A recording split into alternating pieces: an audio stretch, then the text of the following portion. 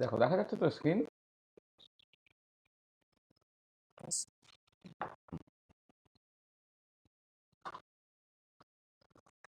বলো, তোমাদের আগের দিন পড়া কি পড়েছো? কিছু অসুবিধা আছে? স্যার, হ্যাঁ। যে গ্রাফটা দেখিয়েছিলেন স্যার, সিটা নিচের দিকে নেমে যাচ্ছে, বিটা উপরের দিকে উঠে যাচ্ছে, ওইটা স্যার আরেকবার বুঝতে পারছি না। ওটা কিছু না, একটা তো এমনি এমনি যেটা স্ট্রেট লাইন হলো ওইটা অ্যাকচুয়ালি রাউলস ল, হ্যাঁ, যেটা ওই ইকুয়েশন থেকে তুমি বুঝতে পেরেছো। এবারে হ্যাঁ কথাটা, স্যার, হ্যাঁ, এবারে যেটা হয় যে ওই যে রাউলস লটা, সেই রাউলস লটা না একমাত্র আইডিয়াল সলিউশন বা আইডিয়ালি ডাইলিউট সলিউশনের জন্য সত্যি। মানে যে সলিউশন রাউলস ল ওবে করে ইন অল কম্পোজিশনস, সেটাই হচ্ছে তোমার আইডিয়াল সলিউশন। তাহলে আইডিয়াল সলিউশনের জন্য ওই যে যে ছবিটা তুমি পেয়েছো ওই ছবিটা পেলে। এবারে বাস্তবে দেখা যায়, যখন তুমি বাস্তবে যে সমস্ত সলিউশনগুলো আছে, রিয়েল সলিউশন বা নন আইডিয়াল সলিউশন যখন তুমি কনসিডার করবে, দেখতে পাচ্ছ যে লো কনসেন্ট্রেশনে, অর্থাৎ এক্স টুটে যখন ছোট, মানে এক্স টুটে যখন কম, অর্থাৎ একদম বাঁ দিকটায়, সেই জায়গাটা মোটামুটি রাউলস ল ফলো করেছে। কনসেন্ট্রেশনটা যখন একটু বাড়ানো হচ্ছে, তখন দেখো যে ভেপার প্রেশারটা হচ্ছে রাউলস ল থেকে যে প্রেডিক্টেড ভ্যালু তার থেকে বেশিও হয়ে যেতে পারে, আবার কমও হয়ে যেতে পারে। এই যে বেশি হচ্ছে না কম হচ্ছে, তার উপরে নির্ভর করে বলবো সলিউশনটা পজিটিভলি ডেভিয়েটেড ফ্রম আইডিয়ালিটি আর নেগেটিভলি ডেভিয়েটেড ফ্রম আইডিয়ালিটি। তার মানে যেটা স্ট্রেট লাইন ছিল ওটা তোমার রাউলস ল এর জন্য, আর যেটা হচ্ছে তোমার ওই ওখান থেকে সরে গেল সেটা হচ্ছে ডেভিয়েশন ফ্রম রাউলস ল, অর্থাৎ সলিউশনটা নন আইডিয়াল সলিউশন। এবারে রাউলস ল থেকে প্রেডিক্টেড যে ভেপার প্রেসার তার তুলনায় বেশি গতি হয়, তাহলে সেটা হচ্ছে পজিটিভ ডেভিয়েশন ফ্রম আইডিয়ালিটি। আর যদি প্রেসারটা হচ্ছে রাউলস ল থেকে প্রেডিক্টেড ভ্যালু তার থেকে কম হয়, তাহলে নেগেটিভ ডেভিয়েশন ফ্রম আইডিয়ালিটি। বুঝতে পেরেছো? হ্যাঁ স্যার। আচ্ছা, বলো আর কিছু।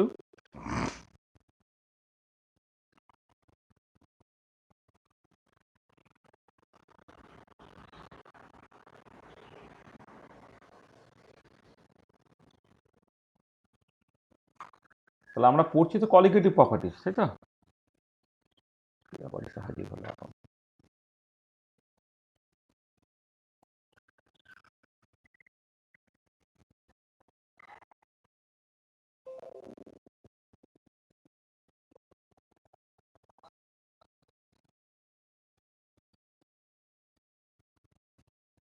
হ্যাঁ, চলো, আগে তো 7 নম্বর ক্লাস। তাহলে আমরা যেটা পড়বো সেটা হচ্ছে কোয়ালিটেটিভ প্রপার্টিস পড়া হচ্ছে। কোয়ালিটেটিভ প্রপার্টি আমরা আগের দিন শুরু করেছিলাম।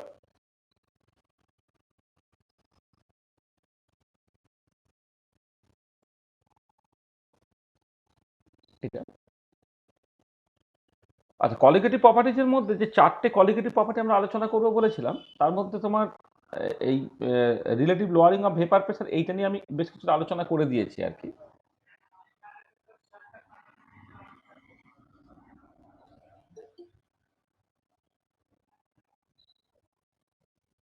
Lowering of vapour pressure,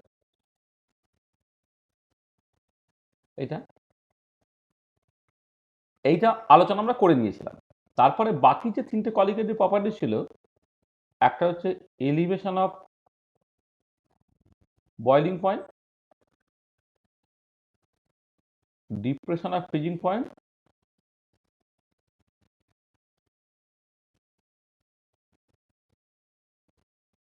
R osmotic pressure.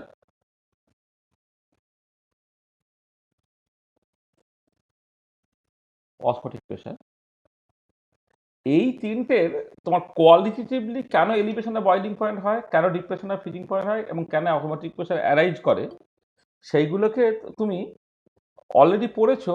কিন্তু কেমন করে না, এটা পড়েছি, এক সেকেন্ড। হ্যাঁ, এটাকে আমরা বলেছি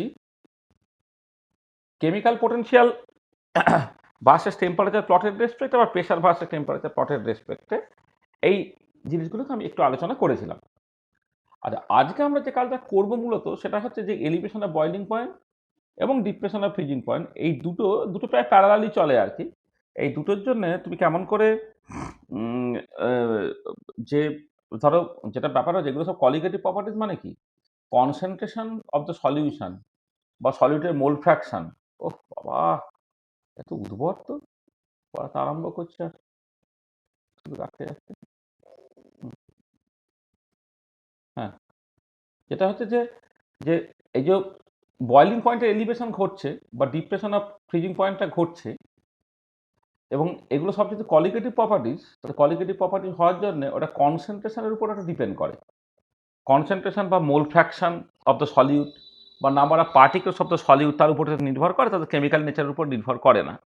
এবারে কনসেন্ট্রেশন অফ দ্য সলিউটের উপরে অ্যাকচুয়ালি কেমন করে নির্ভরটা করছে আর কি, সেইটা আমি অ্যাকচুয়ালি জানতে চাইছি।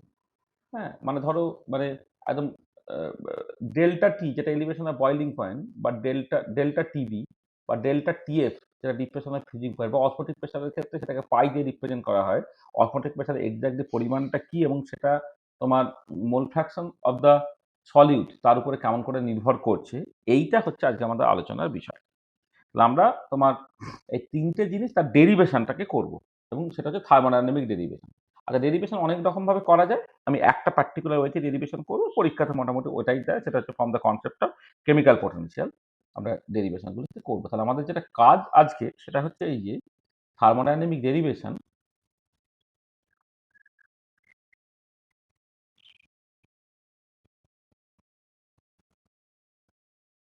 ডেরিভেশন অফ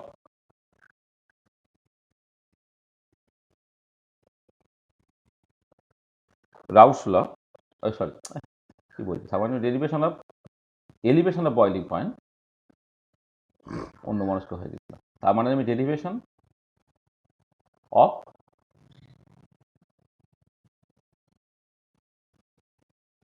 এলিভেশন অফ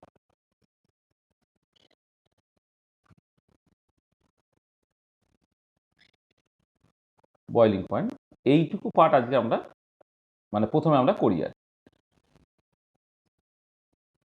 আচ্ছা, একটা জিনিস তুমি খেয়াল করো, আমার সিস্টেমটা কি ছিল, একটা ভোলাটাইল সলভেন্ট ছিল, তাকে সেখানে একটা নন ভোলাটাইল সলিউট অ্যাড করেছো। ভোলাটাইল সলভেন্ট যে নন ভোলাটাইল সলিউটে অ্যাড করা হয়, তাহলে ভেপার ফেজে শুধুমাত্র সলভেন্টে যাবে, সলিউট যাবে না। তার মানে ভেপার ফেজটা কিন্তু পিওর ফেজ, সলিউশন ফেজটা, সলিউশন ফেজটা কিন্তু বাইনারি, যেখানে তোমার সলভেন্টও আছে সলিউটও আছে। আচ্ছা, এবারে এই বয়লিং পয়েন্ট বা ফ্রিজিং পয়েন্ট এই সব কিছু তো দিনের শেষে অ্যাকচুয়ালি সিস্টেমটা ইকুইলিব্রিয়ামে আসবে। তাহলে যখন ইকুইলিব্রিয়ামটা আসবে তখন কেমিক্যাল পটেনশিয়ালগুলো দুটো ফেজে সমান হয়ে যায়। তোমরা জানো যে মানে এটা তোমার সিস্টেম অফ ভেরিয়েবল কম্পোজিশন যখন তুমি পড়েছিলে গত সেমিস্টারে, সেখানে আমরা বলেছিলাম যে যদি একাধিক ফেজ, বা এখানেও আমরা আলোচনা করেছি ফেজ ইকুইলিব্রিয়াম নিয়ে কথাবার্তা বলার সময় বলেছি আর কি। তো অনেকগুলো ফেজ যখন থার্মোডাইনামিক ইকুইলিব্রিয়ামে থাকবে তখন chemical potential of each component in all the phases must be the same. তাহলে এক্ষেত্রে দেখো যে এখানে বয়লিং পয়েন্ট মানে ইকুইলিব্রিয়ামটা অ্যাটেন্ড করবে হচ্ছে সলিউশন ফেজ বা লিকুইড ফেজের সঙ্গে হচ্ছে তোমার ভেপার ফেজে। লিকুইড ফেজটা এখন পিওর সলভেন্ট না, সেটা বেসিক্যালি সলিউশন, কিন্তু ভেপার ফেজটা কিন্তু তোমার একটা মানে পিওর সলভেন্টই সেখানে আছে, সেখানে কোনো মিক্সচার হয়নি, কারণ যে সলিউটটা তুমি অ্যাড করেছিলে সেটা হচ্ছে নন ভোলাটাইল সলিউট। তার মানে যেটা ইম্পর্টেন্ট যে at boiling point the following equilibrium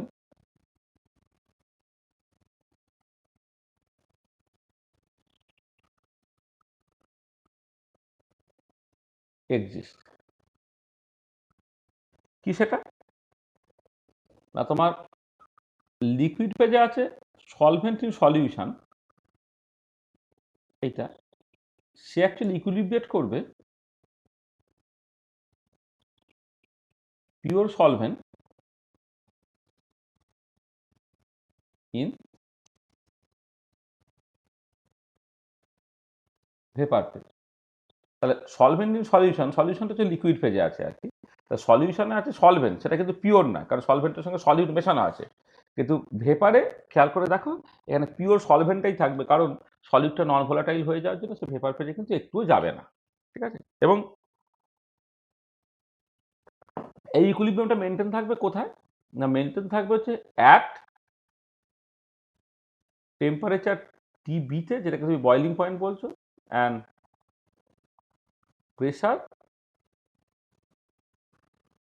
পিতে।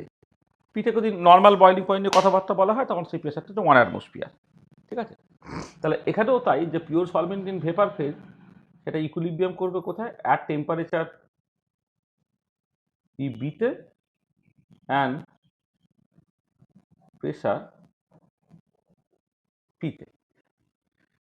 ঠিক আছে, তাহলে ইকুইলিব্রিয়ামটা এই এই প্রথমে এই লাইনটা বোঝা খুব দরকার যে ইকুইলিব্রিয়ামটা অ্যাটেন্ড করছে কাদের মধ্যে, সেটা হচ্ছে solvent in solution at temperature TB and pressure P, তার সঙ্গে pure solvent in vapour phase at temperature TB and pressure পিতে। আচ্ছা, এবার থার্মোডাইনামিক ক্রাইটেরিয়া কি সেটা?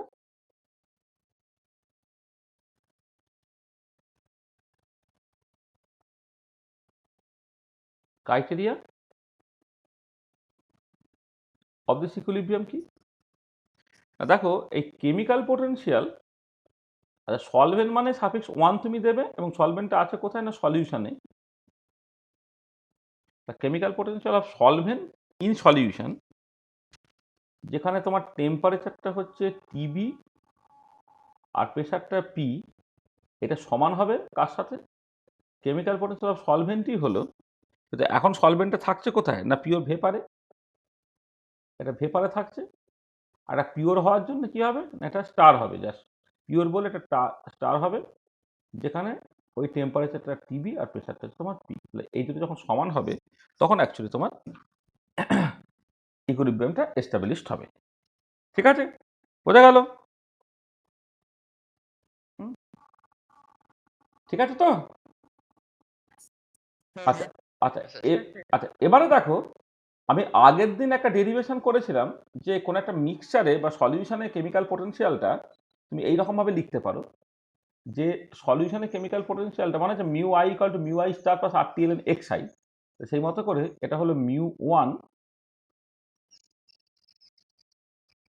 ধরো পিওর লিকুইডে স্টার, যেখানে সেই temperature TB pressure P plus R T L N X one equal to এদিকে যেমন আছে মিউ ওয়ান স্টার ভেপার ওই টেম্পারেচার টিবি আর প্রেশার পিতে। মানে দেখো আমরা অলরেডি করেছিলাম রাউলস ল থেকে mu I equal to mu I star plus R T L N X I, সেটাকে আমি কাজে লাগাচ্ছি।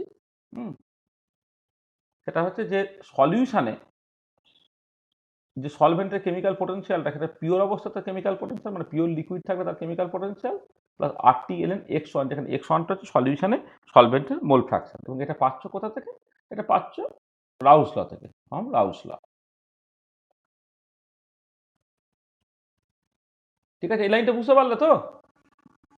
হ্যাঁ, আগের দিনই আমি করে গেছি, দেখো যে mu I equal to mu I star plus R T L N X I, সেই ফর্মুলাটা এখানে যা ব্যবহার করলাম। ঠিক আছে, হলো? তাহলে এবার এইখান থেকে দেখো তাহলে আর টি, আচ্ছা এখানে টিটা কিন্তু টিবি, এটা মাথায় রাখবে, এই যে টিটা এটা কিন্তু টিটা হচ্ছে টিবি, তাহলে আর টিবি এল এন এক্স ওয়ান সেটা কি হলো মিউ ওয়ান স্টার ভেপার যখন temperature TB pressure P minus mu one star liquid TB P, এইটা আমি এটা লিখলাম। আচ্ছা তুমি এখান থেকে এক কাজ করো, এই একদম এল এন এক্স ওয়ান পর্যন্ত বের করে নাও। আচ্ছা একটু খেয়াল করে দেখো এই যে উপরের কোয়ান্টিটিটা সেটা যে পিওর লিকুইড থেকে পিওর ভেপারে গেলে যে কেমিক্যাল পোটেনশিয়ালের চেঞ্জ সেটা, আচ্ছা পিওর লিকুইড থেকে পিওর ভেপারে গেলে যে কেমিক্যাল পোটেনশিয়ালের চেঞ্জটা, হ্যাঁ সেটাকে তুমি জাস্ট মোলার গিভস এনার্জি চেঞ্জ হিসেবে ভাবতে পারো।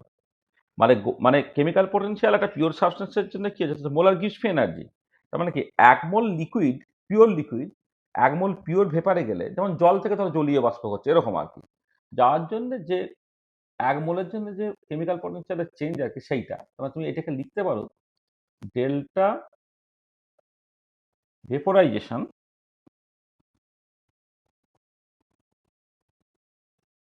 মিউ ওয়ান, এটা অবশ্যই পিওর অবস্থায় বলে তুমি ধর একটা স্টার দিলে যেখানে টেম্পারেচারটা টিবি প্রেশারটা পি, মানে এইটা হচ্ছে তোমার, আমি লিখে দিচ্ছি এটা মোলার গ্রীষ্মেনে যে ভেপোরাইজেশন, নিচে তোমার আর টিবিটা রয়ে গেল এইটা, যেখানে ডেল্টা ভেপার μ1 স্টার, এইটা হচ্ছে তোমার just μ1 star for the vapour minus μ1 star for the liquid. এইটা তার মানে পরিষ্কার কি, লিকুইড থেকে ভেপারে যেতে গেলে কেমিক্যাল পোটেনশিয়াল যে চেঞ্জ হচ্ছে সেটাকে তুমি বলতে পারো যে কেমিক্যাল পোটেনশিয়ালের চেঞ্জ হচ্ছে মানে হচ্ছে মোলার গিবস এনার্জি চেঞ্জ হচ্ছে। তাহলে এটা হচ্ছে molar Gibbs energy of vaporisation.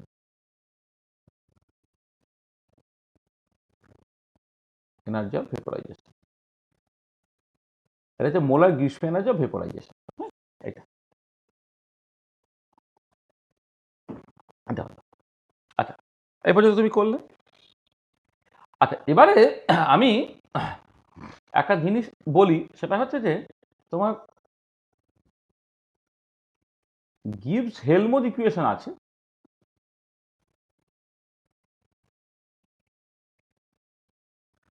Gibbs Helmholtz ইকুয়েশনে দেখো ডেল, মনে পড়ছে কিনা দেখো, del delta G by T by del T আর কনস্ট্যান্ট পিটা হচ্ছে minus delta H by T square. হ্যাঁ, এরকম একটা মানে গিবস হেলমোজ ইকুয়েশনে কিন্তু তিনটে ফর্ম খুব popular. Del delta G by delta T আর কনস্ট্যান্ট পি একটা, del delta G by T by del T আর কনস্ট্যান্ট পি একটা, আর del delta G by T by del one by T আর কনস্ট্যান্ট পি সেটা একটা। তুমি যদি এটাকে জাস্ট গিবস হেলমোজ রিলেশনটা এরকম হয়। আচ্ছা, এবারে যদি এটাকে পার মোলে করো তাহলে মোলার গিবস এনার্জি মানে তোমার কেমিক্যাল পোটেনশিয়াল। তার মানে এটাকে তুমি লিখতে পারো del delta mu by T by del T at constant P equal to লিখতে পারো minus delta H bar by T square. তুমি এরকম ভাবে লিখতে পারো। আচ্ছা, এটা যদি পিওর সাবস্টেন্স হয় এটা পিওর সাবস্টেন্স এখানে লিখতে হবে, অর্থাৎ এইটা পিওর সাবস্টেন্স হলে এটাও তোমাকে পিওর সাবস্টেন্স এখানে লিখতে হবে। তার মানে গিবস হেলমোজ রিলেশনটা তোমার জানা ছিল, সেইটা তুমি জাস্ট একটুখানি আমার চেনা ফর্মে জাস্ট করে রাখলাম। ঠিক আছে এটা।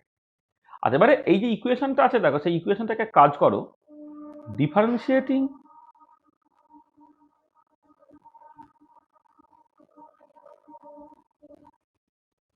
both sides with respect to TB keeping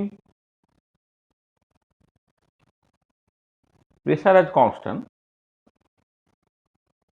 কি হবে তাহলে, বাঁ দিকটা তোমার দেখতে হবে del L N X one by del T B, প্রেশারটাকে কনস্ট্যান্ট রাখলে। আর এখানে ওয়ান বাই আরটাকে বাইরে বের করে দাও, তাহলে ডেল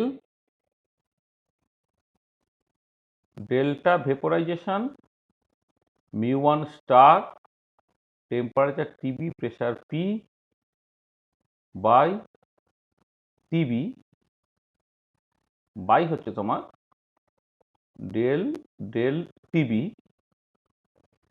এইটা আর কনস্ট্যান্ট প্রেশার এটা।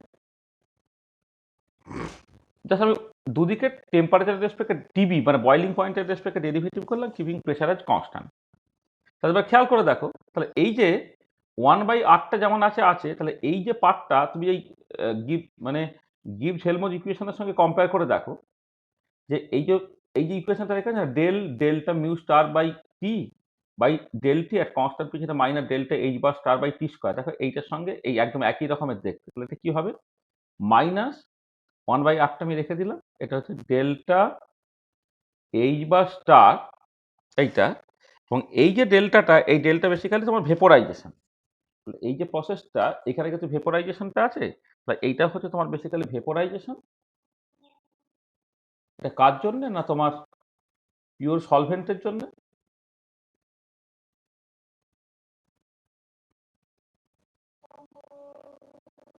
ডেল্টা ভেপোরাইজেশন এটা একদম মানে স্টারটা পিওর বোঝানোর জন্য, ওয়ানটা হচ্ছে সলভেন্ট বোঝানোর জন্য, আর নিচে হচ্ছে তোমার এই টি এর জায়গা টিবি তার স্কোয়ার, টিবি তার স্কোয়ার এইটা।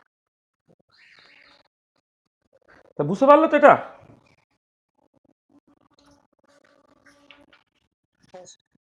এইটা।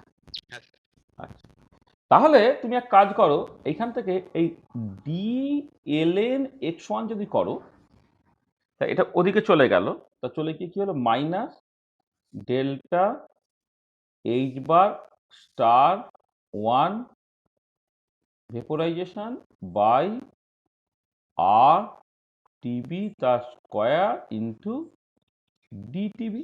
এটা হলো, হ্যাঁ, এটা চলে গেল ডিটিবি এটা, এবং পুরোটাই হচ্ছে এক কনস্ট্যান্ট প্রেসারে হচ্ছে, পুরোটাই যেটা করছে এক কনস্ট্যান্ট প্রেসারে।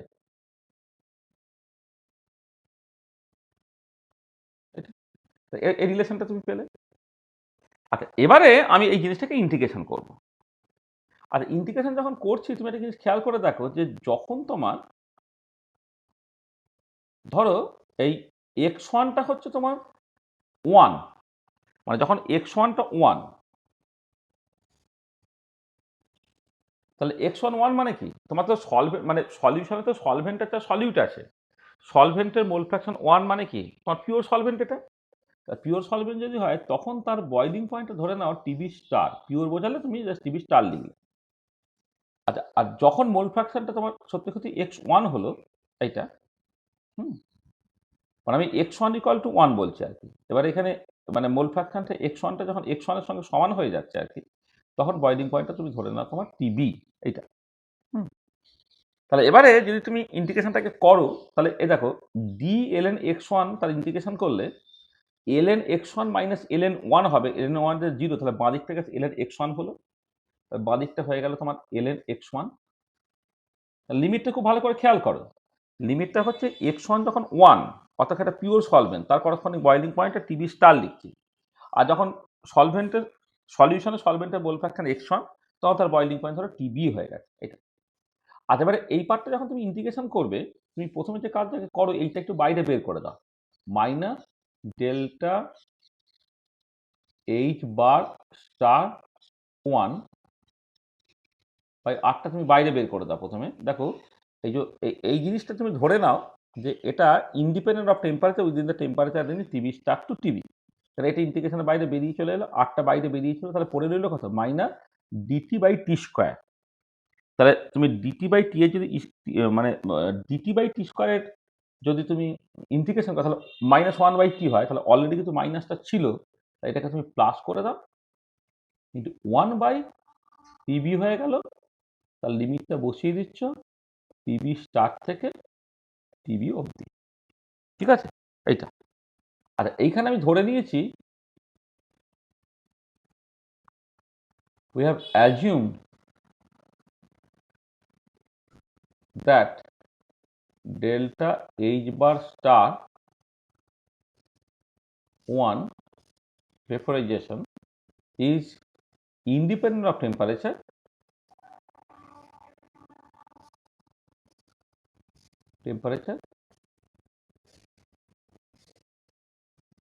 within the temperature range TB to TB start to TB। আসলে তুমি দেখবে যে এলিভেশন অফ বয়লিং পয়েন্ট বা ডিপ্রেশন অফ ফ্রিজিং পয়েন্টের ম্যাগনিটিউড যখন ক্যালকুলেট করবে না, এই এলিভেশন অফ বয়লিং পয়েন্ট বা ডিপ্রেশন অফ ফ্রিজিং পয়েন্টে এতটা কম হয়, তাহলে এই সামান্য টেম্পারেচার চেঞ্জের মধ্যে, টেম্পারেচার রিজিয়নের মধ্যে তোমার enthalpy of vaporisation of the pure solvent আর কি, সেটাকে তুমি জাস্ট ইন্ডিপেন্ডেন্ট অফ টেম্পারেচার ধরে নিতে পারো। কারণ ইন্ডিকেশন বাইরে বের করে দেওয়া হয়েছে, তাহলে অর এখান থেকে তুমি কি পেলে না, ln(x1)টা পেলে তুমি delta H bar star vaporisation by R into 1/টিবি মাইনাস 1/টিবি স্টার। তাকে এই এই এই পর্যন্ত তুমি আসতে পারলে, ঠিক আছে, বোঝা গেল, ঠিক আছে। আচ্ছা আচ্ছা আচ্ছা, এবারে যেটা ব্যাপার যে তুমি এই যে এক্সপ্রেশনটাকে পেয়েছো, সেই এক্সপ্রেশনটাকে দেখো তুমি এইরকম ভাবে লিখতে পারো যে মানে এখন আর মানে মোটামুটি আমাদের মূল জায়গাটা হয়ে গেছে। এবারে আমি কতগুলো ফর্ম তোমাকে জাস্ট করে দেখাচ্ছি, দেখো তুমি এক কাজ করো, এইটাকে না এই মাইনাস ln(x1) করে দাও, করে দিয়ে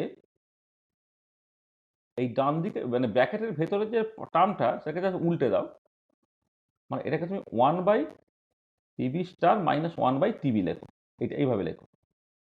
লিখলে কি দাঁড়াচ্ছে না delta H bar star 1 vaporisation by R, এইটা হলো টিবি স্টার টিবি, এটা হলো টিবি মাইনাস টিবি স্টার, এটা হয়ে যাচ্ছে ডেল্টা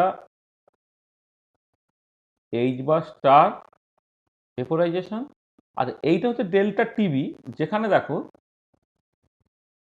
ডেল্টা টিবিটা হচ্ছে তোমার টিবি মাইনাস টিবি স্টার, তাহলে এটাই হচ্ছে কতখানি তোমার এলিভেশন অফ বয়লিং পয়েন্ট হয়েছে, বয়লিং পয়েন্টটা কতটা বেরিয়েছে, এটাই হচ্ছে তোমার কতখানি বয়লিং পয়েন্ট বেরিয়েছে মানে বেড়েছে, এলিভেশন অফ বয়লিং পয়েন্ট যেটা, সেটা বেসিক্যালি তোমার এইটা ডেল্টা টিবিটা। আচ্ছা, এবারে নিচে এই যে পার্টটা টিবি স্টার টিবি, এবার এটা দেখবে এইটাকে তুমি চাইলে অ্যাপ্রক্সিমেটলি টিবি স্টারটা স্কোয়ার হিসেবে লিখতে পারো। কারণটা কি, কারণটা হচ্ছে অ্যাজ টিবি খুব কাছাকাছি টিবি স্টারের, দেন টিবি টিবি স্টার এইটাকে তুমি অ্যাপ্রক্সিমেটলি টিবি স্টার তার স্কোয়ার এইরকমভাবে অ্যাপ্রক্সিমেট করতে পারো। মানে বেসিক্যালি দেখবে ধরো বয়লিং পয়েন্ট 373 কেলভিন, তো দেখা যাবে যে ওই মানে কি বলবো 0.1 ডিগ্রিরও মানে কম তোমার হচ্ছে এলিভেশনে বয়লিং পয়েন্ট হয়। তুমি প্রেশারটা মানে কনসেন্ট্রেশনটা সাফিসিয়েন্টলি বাড়ালে, হ্যাঁ কনসেন্ট্রেশন সাফিসিয়েন্টলি বাড়ানোর পরে তুমি যেটা দেখতে পাবে যে বয়লিং পয়েন্টের চেঞ্জটা হচ্ছে 0.05 ডিগ্রি বা 0.1 ডিগ্রি ইত্যাদি ইত্যাদি। তার একটা 373 স্কোয়ার আর 373 ইন্টু 373.01 ধরো বা 373.1, এই দুটো খুব কাছাকাছি হবে। সেই জন্য তুমি এইটাকে ডিনোমিনেটরটাকে টিবি স্টার তার স্কোয়ার হিসেবে লিখে দিতে পারছো, আর টিবি মাইনাস টিবি স্টারটা হচ্ছে তোমার ডেল্টা টিবি, অর্থাৎ কতখানি এলিভেশন অফ বয়লিং পয়েন্ট হচ্ছে সেইভাবে তুমি জাস্ট লিখতে পারছো। আর এখানে একটা আর তোমার রয়ে গেছে, তাই তো অলরেডি আরটা যেমন আছে আছে, এটাকে তুমি এইরকমভাবে লিখে ফেলতে পারলে। ঠিক আছে, হলো? তাহলে তাহলে আমি এক কাজ করি, আমার তো এলিভেশন অফ বয়লিং পয়েন্টের এক্সপ্রেশনটাই দরকার, তাহলে ডেল্টা টিবিটা যদি তুমি লেখো, তাহলে এটা তুমি লিখে ফেলতে পারছো, দেখো মাইনাস আর টিবি স্টার তার square by delta H bar star 1 vaporisation into ln x1। তাহলে এরকম একটা এক্সপ্রেশন তুমি পেলে, ডেল্টা টিবিটা যে মাইনাস আর টিবি স্টার তার স্কোয়ার বাই ডেল্টা হ্যাঁ H bar star 1 vaporisation ln x1, এটা। তাহলে এইটা কিন্তু দেখো অ্যাকচুয়ালি এলিভেশন অফ বয়লিং পয়েন্টে কিন্তু একটা এক্সপ্রেশন বেরিয়ে গেছে, কিন্তু এক্ষেত্রে সবটা যেটা করেছো তুমি সেটা হচ্ছে যে x1 অর্থাৎ সলভেন্টের মোল ফ্র্যাকশন তার টার্মসে হচ্ছে আমি এলিভেশন অফ বয়লিং পয়েন্টের এক্সপ্রেশন থেকে বের করেছি। সলভেন্টের মোল ফ্র্যাকশন তার টার্মসে আমি এলিভেশন অফ বয়লিং পয়েন্টটাকে জাস্ট মানে বের করেছি। আচ্ছা, এবারে আমার ইন্টেনশন হবে হচ্ছে সবটা কি সলিউটের টার্মে বের করা। আচ্ছা, সলিউটের টার্মে বের করার জন্য তুমি কি করছো না দেখো যে ক্লিয়ারলি সলভেন্টের মোল ফ্র্যাকশন বা সলিউটের মোল ফ্র্যাকশন যোগফলটা তো 1, এটা। তাহলে ln x1 যখন তুমি করছো, তার মানে ln 1 মাইনাস x2 হলো এইটা। এইটাকে তুমি অ্যাপ্রক্সিমেটলি মাইনাস x2 লিখে ফেলতে পারছো লিনিয়ারাইজ করে, কারণ পরের টার্মগুলোকে নেবে না, ফর আইডিয়ালি ডাইলিউট সলিউশন। একটা সলিউশন যদি যথেষ্ট ডাইলিউট হয়, তার মানে x2টা হচ্ছে একের থেকে খুব খুব ছোট, তাই ln 1 মাইনাস x2 যদি এক্সপানশন করি minus x2 minus x2 square by 2 minus x2 cube by 3 dot dot dot dot, তাহলে x2 যদি খুব ছোট হয়ে গেছে তার স্কোয়ার কিউব টার্মগুলোকে বাদ দিয়ে দাও, তাহলে ln x1টাকে তুমি মাইনাস x2 লিখে ফেলতে পারো। তা দেন কি দাঁড়ালো, দেন ডেল্টা টিবিটা দেখো আর টিবি স্টার তার square by delta H bar star 1 vaporisation, এইটা তো যেমন ছিল ছিল।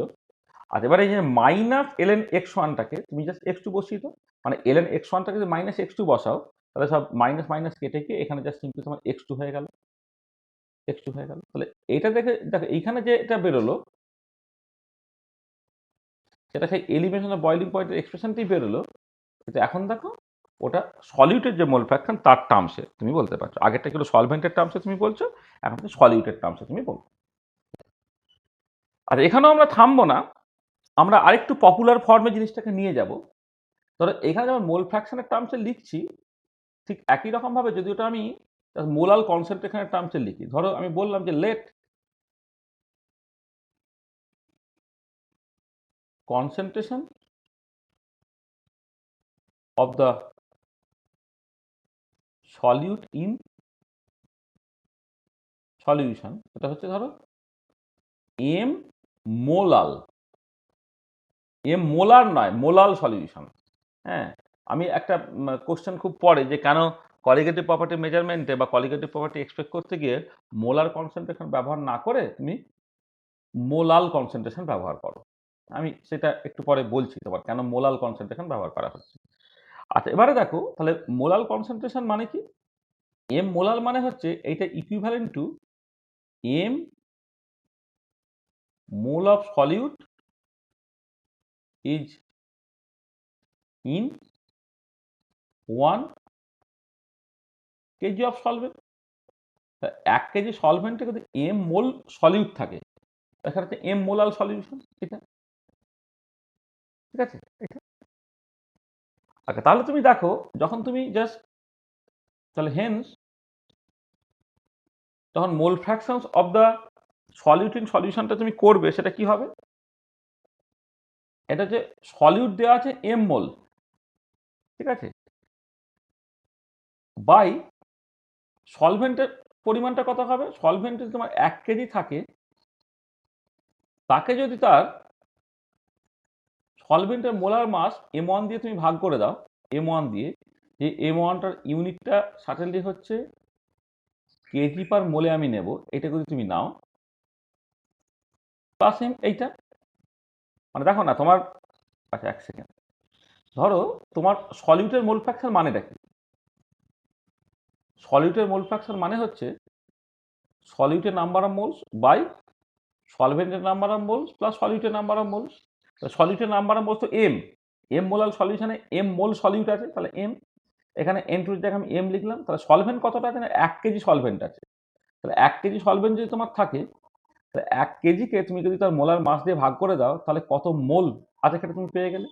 এখান থেকে দেখো কি হলো, এইটাকে তুমি জাস্ট লিখতে পারছো m by just simply 1 by m1 plus m, এইটা। এবারে এইটাকে তুমি লিখতে পারো, অর একটুটাকে অ্যাপ্রক্সিমেটলি তুমি লিখতে পারো just simply m into m1। কেন না, as for ideally dilute solution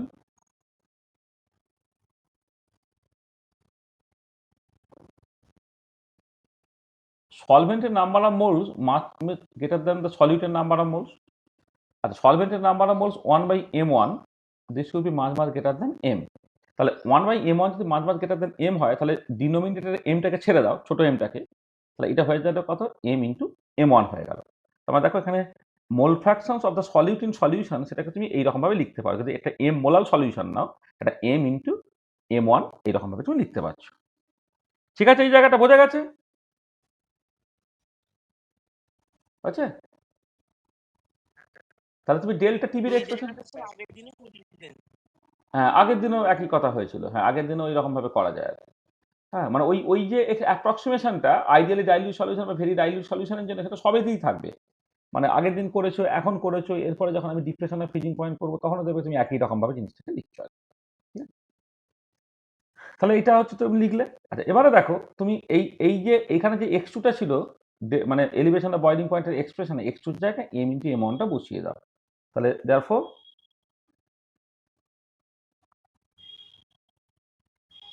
delta টিভিটা হলো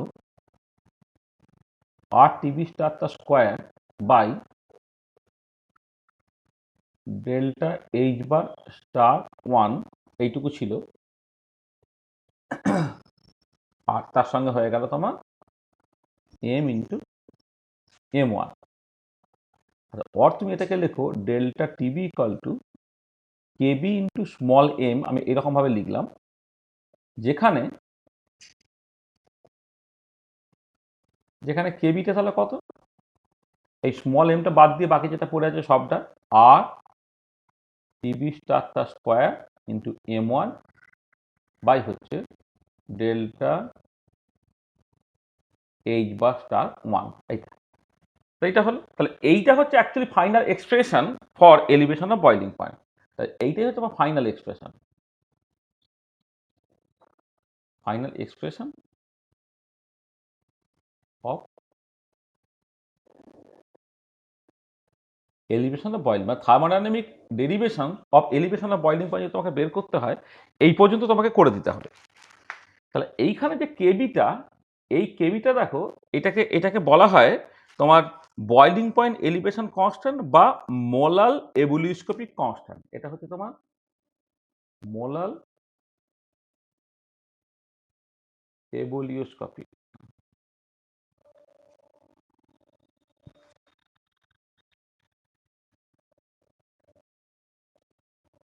EBULLIOSCOPIC এবুলিওস্কোপিক কনস্ট্যান্ট, অর একে অনেক সময় বলা হয় তোমার মোলাল boiling point elevation constant, মোলাল boiling point elevation constant. আচ্ছা দেখো, এটা কার উপর ডিপেন্ড করে খেয়াল করে দেখো, এটা কিন্তু কোনোভাবে সলিউটের নেচার উপর নির্ভর করছে না, এইটা পুরোটাই নির্ভর করছে সলভেন্টের উপরে। মোলার মাসটা সলভেন্টের, বয়েলিং পয়েন্টটা পিওর সলভেন্টের, এনথালপি অফ ভেপোরাইজেশনটা পিওর সলভেন্টের। এবার দিস ডিপেন্ডস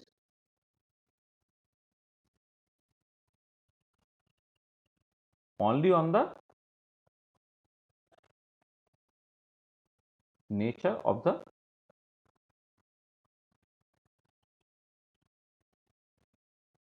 pure solvent, এটা ঠিক আছে। আচ্ছা তাহলে এইটা করে শুধুমাত্র পিওর সলভেন্টের উপর নির্ভর করে, তুমি পরিষ্কার বুঝতে পারলে যে এলিভেশন অফ বয়েলিং পয়েন্ট এটা ডিপেন্ড করছে কার উপরে, না molality of the solute in solution তার উপরে, তার কেমিক্যাল নেচারের উপরে কোনো রকমভাবে নির্ভর করছে না। তাহলে ক্লিয়ারলি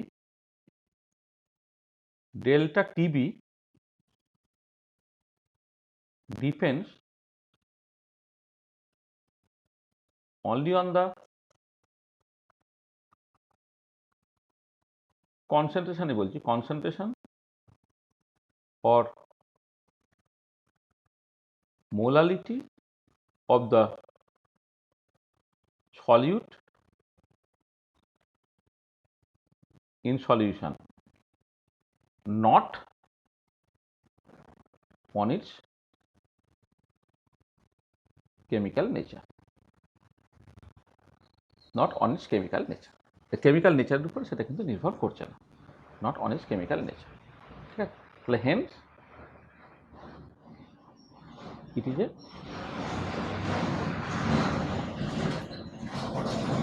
কলিগেটিভ প্রপার্টি। এটা কিন্তু অ্যাকচুয়ালি একটা কলিগেটিভ প্রপার্টি, সব প্রপার্টি তো কলিগেটিভ প্রপার্টি, এটা একটা কলিগেটিভ প্রপার্টি। এবং এটা খুব মানে এক্সপ্রেশন থেকে তুমি পরিষ্কার বুঝতে পারছো যে ডেল্টা টিবিটা from the expression it is clear,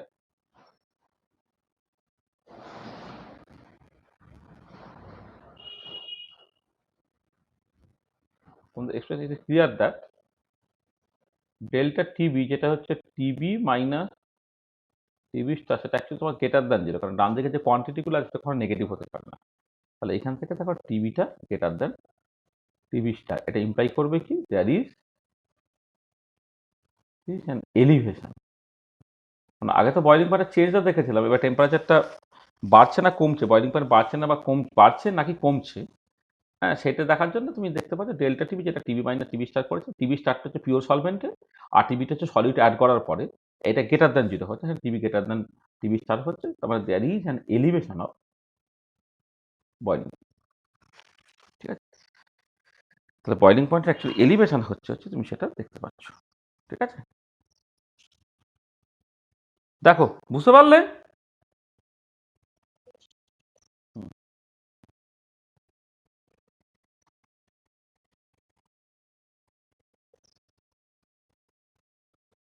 দেখো পুরো জিনিসটা বুঝতে পেরেছো তো?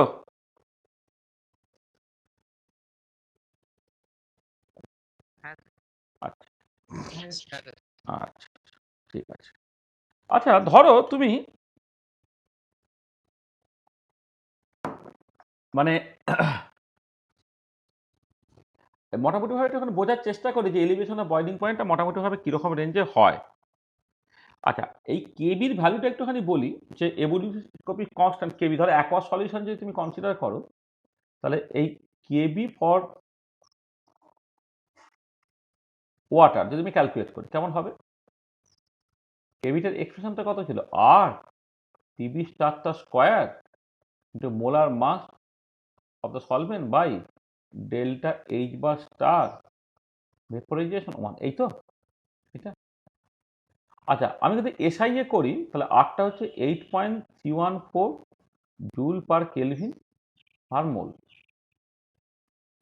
আচ্ছা, বয়লিং পয়েন্টটা 373 কেলভিন, তার স্কোয়ার হয়ে গেল। আচ্ছা, মোলার মাসটা হচ্ছে তোমার জলের জন্য 8 × 10⁻³ কেজি পার মোল। হ্যাঁ, জলের মোলার মাসটা। আর এনথালপি অফ ভেপোরাইজেশন দেখো, এনথালপি অফ ভেপোরাইজেশন তুমি জানো যে 1 মোল জলকে ভেপারে কনভার্ট করতে তোমার 540 ক্যালোরি হিট লাগে। তাহলে 540 ক্যালোরি 1 গ্রামের জন্য, তাকে 18 দিয়ে গুণ করলে 1 মোলের জন্য বেরোবে সেটা ক্যালোরিতে। আচ্ছা, ক্যালোরি থেকে তুমি যদি জুলে যাও ইন্টু 4.18 করে দিচ্ছি, এত জুল পার মোল। তাহলে মোলার এনথালপি অফ ভেপোরাইজেশন মানে ভেপোরাইজেশনের লেটেন্ট হিটটা কত? 540 ক্যালোরি পার গ্রাম। তাহলে 540 ইন্টু 18 ক্যালোরি পার মোল। আর ক্যালোরি থেকে তুমি যদি জুলে যাও তাকে 4.18 দিয়ে গুণ করে দিলে তাহলে এত জুল পার মোল হয়ে গেল। আচ্ছা, এইটা কোষে দেখো তো কত হচ্ছে, কোষে বলো কত হচ্ছে সৌরভ, কোষে বল।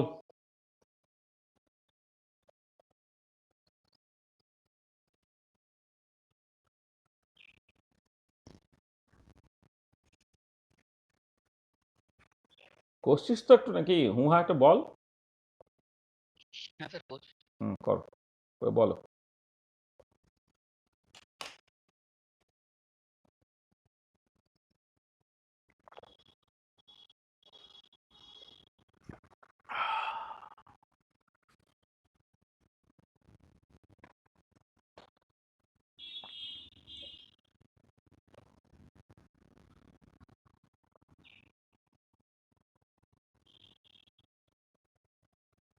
কত হলো?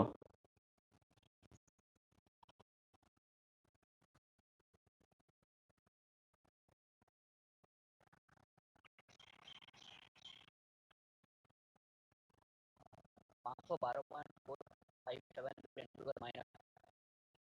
512। 512 তার মানে এটাকে 0 পয়েন্ট কত বলে? 512, তাই তো? তাহলে 0.512 এইটা 512 পয়েন্ট কত বললে? যাক, আমি পয়েন্টটা পর 3টে ডেসিমেল করলে এরকমই। তাহলে 0.5 মানে অ্যাপ্রক্সিমেট এটা 0.512। আচ্ছা, ইউনিটগুলো কি হবে? ইউনিটগুলো দেখো কেটে কুটে যদি তুমি দাও, এই দেখো এখানে আমি আমি কতগুলো ইউনিট দেখো কি করছি। এই জুল আর জুল কেটে গেল, মোল ইনভার্স এটা কেটে গেল, তাহলে জুল জুল কাটলো, মোল ইনভার্স কাটলো। আচ্ছা, এবারে দেখো এইখানে কেলভিন স্কোয়ার আছে, এখানে তো কেলভিন টু দি পাওয়ার -1 আছে, তার মানে তোমার একটা কেলভিন তোমার রয়ে যাবে। আচ্ছা, এখানে দেখো একটা মোল ইনভার্স তোমার অলরেডি রয়ে গেছে, আর এখানে একটা কেজি দেখো তোমার অলরেডি রয়ে গেছে, তার মানে ইউনিটটা হলো কেলভিন মোল ইনভার্স কেজি, এইটা। আচ্ছা, এইটা তুমি আসলে যেটা ব্যাপার এই যে না, এই এটা এটা খুব সহজেই তুমি বুঝতে পারবে। এই যে মোলালিটি যখন আমি বললাম, এই যে এম মোলাল সলিউশন, তার অ্যাকচুয়াল ইউনিটটা কি হবে? ইউনিটটা কিন্তু দেখো মোল পার কেজি হবে, তাই না? মানে মোলালিটি কনসেন্ট্রেশনটা বেসিক্যালি কি? 1 কেজি সলভেন্টে কত মোল সলিউট আছে, তো তাহলে মোল পার কেজি। তাহলে এবারে তাহলে এখান থেকে দেখো অটোমেটিক্যালি ইউনিটটা তুমি বুঝতে পেরে যাবে। তাহলে কেবির ইউনিটটা তো delta TB by M, delta TB তো কেলভিনে হবে, আর এমটা হচ্ছে মোল পার কেজি। তা তুমি যদি বসিয়ে দাও তাহলে অটোমেটিক্যালি ইউনিটটা হচ্ছে kelvin mole to the power -1 KG হয়ে যাবে। তাহলে দেখো, তাহলে এভোলিউশনস্কোপিক কনস্ট্যান্ট ফর ওয়াটার সেটা হচ্ছে এইটা। তাহলে এবারে ধরো ধরো কনসেন্ট্রেশনটা ধরে নাও একটা টিপিক্যাল কেসে, concentration of an ideally dilute solution এমটা ধরে নাও ওটা of the order of 0.1 molal solution আর কি, এত মোলাল অর্থাৎ 0.1 মোল পার কেজি, এইটা। তাহলে টিপিক্যালি একটা টিপিক্যাল কনসেন্ট্রেশন, এটা হচ্ছে একটা ক্যালকুলেশনটা করার জন্য একটা টিপিক্যাল কনসেন্ট্রেশন তুমি এটা ধরলে, এর থেকে আরো কমও হতে পারে, একটু বেশি হতে পারে, এটা। তা যদি তুমি একটা এইখান থেকে এলিভেশনের বয়লিং পয়েন্টের ম্যাগনিটিউডটা বের করো, এলিভেশনের বয়লিং পয়েন্টের ম্যাগনিটিউডটা বের করো, ধরো ডেল্টা টিবিটা, এটা কেবি ইন্টু এম একস সলিউশনে আর কি, তার মানে 0.512 কেলভিন মোল ইনভার্স কেজি, আর মোলারিটিটা হচ্ছে 0.1 মোল পার কেজি, কত হচ্ছে 0.0512 কেলভিন। তার মানে পরিষ্কার দেখো যে 1 ডিগ্রিরও 20 ভাগের 1 ভাগ তোমার 1 ডিগ্রিরও 20 ভাগের 1 ভাগ হচ্ছে তোমার টেম্পারেচার ইনক্রিজটা হচ্ছে। তোমরা বুঝতে পারছো যে এলিভেশনের বয়লিং পয়েন্ট নিয়ে আমি নাচানাচি করছি, কিন্তু তার ম্যাগনিটিউডটা কত কত কম। তোমাকে একটা জিনিস মাথায় রাখতে হবে, তুমি যা ডেরিভেশন করেছো সেখানে রাউলস ল ব্যবহার করেছো ইত্যাদি ইত্যাদি, তার মানে তুমি ধরেই নিচ্ছ ওটা আইডিয়ালি ডাইলিউট সলিউশন। তাহলে আইডিয়ালি ডাইলিউট সলিউশন হলে তুমি তার কনসেন্ট্রেশনটা খুব বেশি কিছু ধরতে পারবে না, কনসেন্ট্রেশন খুব কমই ধরতে হবে। কনসেন্ট্রেশন যদি খুব কম হয় তাহলে দেখো তোমার এলিভেশনের বয়লিং পয়েন্টটা কিন্তু ভীষণ কম একটা পরিমাণ হচ্ছে, ঠিক আছে। তাহলে এই যে ডেরিভেশনটাকে করেছো, ডেরিভেশনটা করার সময় তুমি কি কি অ্যাজাম্পশন ইউজ করেছো খেয়াল করে দেখো তো।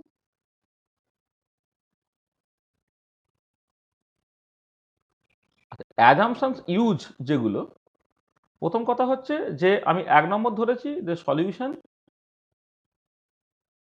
Is ideal or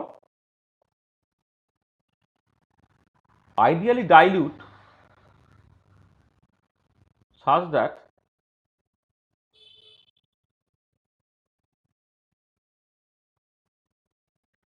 Raoult's law is obeyed। তাহলে এটা তুমি ধরেইছো, হ্যাঁ, এটা অনেক জায়গায় তুমি এটা ধরে নিয়েছো, সলিউশনটাকে আইডিয়াল বা আইডিয়ালি ডাইলিউট ধরে নিয়েছো, সেই জন্য তোমার মানে যাতে করে রাউলস লটা ওবেড হয়, এটা তুমি অনেক জায়গাতে তুমি ধরেছো, এইটা। আচ্ছা তুমি দেখো এই যখন তুমি এইটাকে ধরার জন্য যখন ln x1টাকে তুমি ln 1 মাইনাস x2 করেছিলে, এইটাকে তুমি জাস্ট এই যে মাইনাস x2 লিখে দিলে, এটা কিন্তু এরই ফল, ঠিক আছে। বা তুমি জাস্ট 1/m1 প্লাস এমটাকে তুমি জাস্ট অ্যাপ্রক্সিমেটলি 1/m1 লিখলে, অ্যান্ড হেন্স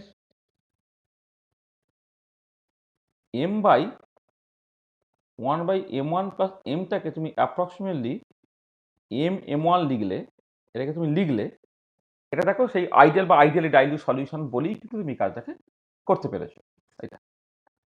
আচ্ছা তারপরে তুমি দেখো এইটাকে করেছো যে টিবি স্টারের খুব কাছাকাছি বলে সেখান থেকে টিবি স্টার এটাকে অ্যাপ্রক্সিমেটলি টিবি স্টার তার স্কোয়ার ধরে নিয়েছো, এইটা। তা দেখো এইগুলো হচ্ছে তুমি অ্যাজাম্পশনস যেগুলো অ্যাকচুয়ালি ব্যবহার করেছো, এইটা। আর এমনি যে নন ভোলাটাইল সলিউট অ্যাড করা হচ্ছে, ভেপারটা পিওর, এসবগুলো তো এমনি ধরাই হয়েছে আর কি, হ্যাঁ। এবং এই দেখবে অ্যাকচুয়ালি যে ডেরিভেশন যখন তুমি করো না, ডেরিভেশন করার সময় আর একটা জিনিসও দেখবে ধরে নিতে হয়, এই যে রাউস মানে যখন এই যে mu I equal to mu I star plus 30 x I, সেখানে একটা জিনিস তোমায় ধরে নিতে হয় যে vapour is pure and assumed to be an ideal gas। ভেপারটাকে কিন্তু আইডিয়াল গ্যাস ধরে নিতে হয়, সেখানে mu I equal to mu I star plus 30 x I derivation যখন করেছিলাম, তখন কিন্তু ভেপারটাকে তুমি অ্যাকচুয়ালি একটা আইডিয়াল গ্যাস ধরে নিয়ে তুমি ব্যবহারটাকে করছো। তার মানে এই ধরনের অ্যাজাম্পশনসগুলো তুমি এখানে কিন্তু ব্যবহার করেছো, ঠিক আছে। হ্যাঁ। আচ্ছা এবারে এই যে এলিভেশন অফ বয়লিং পয়েন্ট যেটা তুমি করলে, হ্যাঁ, তার অ্যাকচুয়ালি অ্যাপ্লিকেশনস মূলত যে কোনো কোয়ালিটেটিভ প্রপার্টিজের one of the major applications হবে হচ্ছে তার মোলার মাস ডিটারমাইন করা, ঠিক আছে। তার মানে যেটা হচ্ছে যে মেজর অ্যাপ্লিকেশন যেটা, অ্যাপ্লিকেশনটা হচ্ছে তোমার basically determination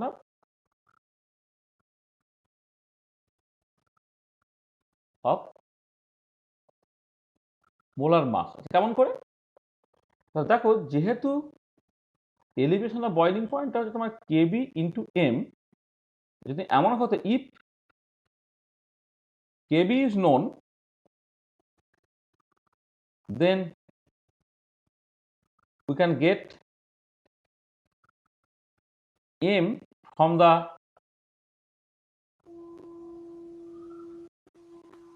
measured value of elevation of boiling point, mটা পেয়ে যাবে। আর এবার mটা কি?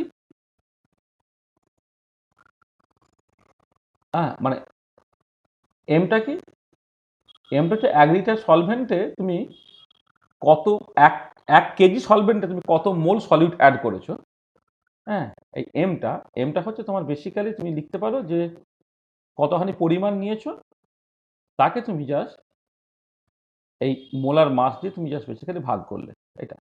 হ্যাঁ, মানে আচ্ছা, 1 সেকেন্ড দাঁড়াও, এটাকে তুমি এইভাবে লিখতে পারো। দেখ, আমি আমি দেখো মোলালিটিটা বের করে ফেলেছি। তাহলে আমি জাস্ট এখান থেকে এমটা অর্থাৎ মোলালিটিটা আমি বের করে ফেলেছি। তাহলে মোলালিটি তুমি যদি বের করে ফেলতে পারো, তার মানে তাহলে ইফ সলভেন্ট যেটা নেওয়া হয়েছিল, solvent taken is 1 K G, then এমটা basically number of moles of solute, সেটাকে তুমি লিখতে পারছো সলিউটে কতখানি পরিমাণ নিয়েছো ডিভাইডেড বাই তোর মোলার মাস। তাহলে এখান থেকে M2, এটা হচ্ছে molar mass of the solute, can be determined. এটা হচ্ছে তোমার কি, যখন কেবিটা জানা আছে, ডেল্টা টিবিটা তুমি মাপলে, স্মল এম মোলারিটিটা পেয়ে গেলে, সলভেন্টটা তুমি যদি 1 কেজি সলভেন্ট নাও, তাহলে মোলারিটি এম মানে হচ্ছে তোমার 1 কেজি সলভেন্টের সলিউট যেটা আছে সেটা হচ্ছে এম মোল। সেটা কত হবে, সলিউটের পরিমাণ কতটা নিচ্ছে, তখন তাকে মোলার মাস দিয়ে ভাগ করলে সেখান থেকে তুমি molar mass of the solute তুমি বের করে ফেলতে পারবে। অর যদি এমন হতো if M is known, then we can get kb from the measured value of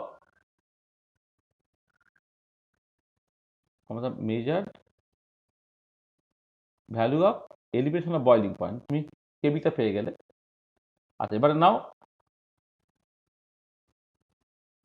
কেবিটা হচ্ছে কত না, আর টিবি স্টার তার square into molar mass of the solvent divided by delta H bar star 1 vaporisation, এইটা। তাহলে এখান থেকে তুমি দেখো, এখান থেকে এই মোলার মাস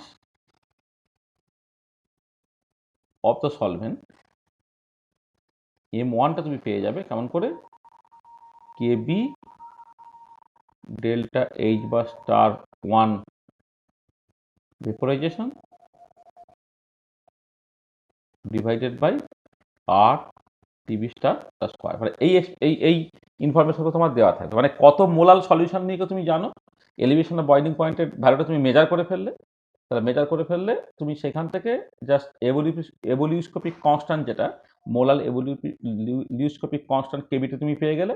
আর কেবির এক্সপ্রেশনটা হচ্ছে এইরকমভাবে দেখতে। তাহলে তুমি ধরো ধরো মানে যদি তোমার জলের তো মোলার মাস জানো, জল ছাড়া অন্য একটা সলভেন্টে তো ব্যবহার করা হয়েছে, তাহলে এক্সপেরিমেন্ট তুমি কেবিটা পেয়ে গেলে।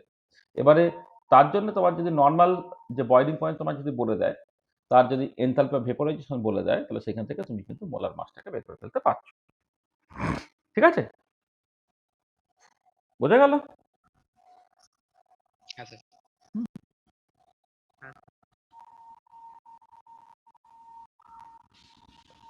এই হচ্ছে তোমার বেসিক্যালি ব্যাপারটা।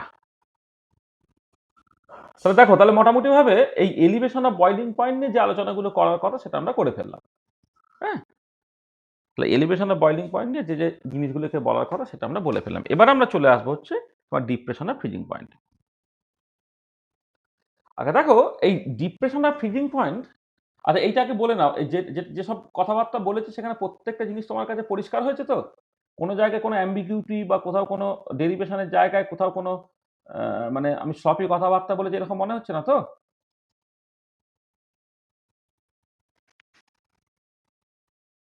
ঠিক আছে? হ্যাঁ এই রিমা ঠিক আছে?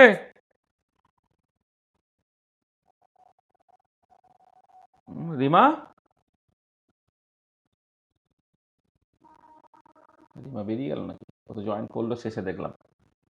লাস্ট জয়েন তো রিমাই করলো।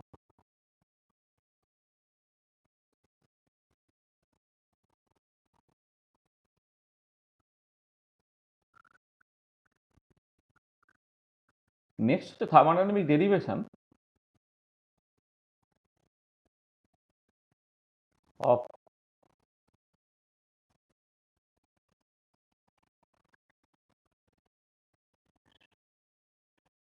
Depression of freezing point.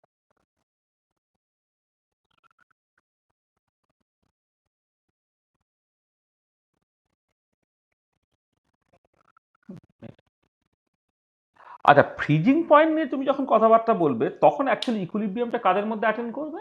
না, সলিড ফেজের সঙ্গে হচ্ছে লিকুইড ফেজের ইকুইলিব্রিয়াম তোমার অ্যাটেন্ড করে। ঠিক আছে? সেটা তোমার মাথায় রাখতে হবে। তার মানে যেটা ব্যাপার যে এক্ষেত্রে যখন ফ্রিজিং পয়েন্ট আসে তখন তোমার সলিডের সঙ্গে লিকুইডের ইকুইলিব্রিয়াম, তো আমরা যখন পিওর সাবস্টেন্সের জন্য ফেজ ডায়াগ্রাম কনসিডার করেছিলাম বা ফেজ ট্রানজিশন কনসিডার করেছিলাম তখন তুমি দেখেছিলে যে ফ্রিজিং পয়েন্টে chemical potential of the solid phase আর chemical potential of the liquid phase তোমার সমান হয়ে যাবে। আর এবারে আমাদের কোয়ালিটেটিভ প্রপার্টিজের কনটেক্সটে সলিডটা হচ্ছে আবার একই রকমভাবে পিওর, যেমন ভেপারটা পিওর ছিল, কিন্তু লিকুইড ফেজটা সেটা অ্যাকচুয়ালি পিওর নয়, সেটা কিন্তু অ্যাকচুয়ালি সলিউশন, সেখানে সলভেন্টের সঙ্গে তোমার সলিউট আছে।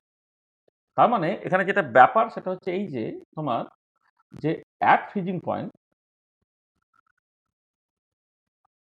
মানে আগের সঙ্গে আমি কম্পেয়ার করে করে পুরো জিনিসটাকে করছি, আমি ওটাকে কপি পেস্ট করে তারপরে মুছে টুছে করতে পারতাম, ও দেখলাম ওইভাবে করলে তোমার তো তোমার ফলো করতে অসুবিধা, আমার কাজ কমলো বটে, তোমার ফলো করতে অসুবিধা, কিন্তু আমরা জাস্ট দেখবে আগেরটা যেরকমভাবে স্টেপগুলোকে করেছি সেই স্টেপগুলোকে আরেকবার করি, তাতে তোমার জিনিসটা রিভিশনের মতোও হয়ে যাবে।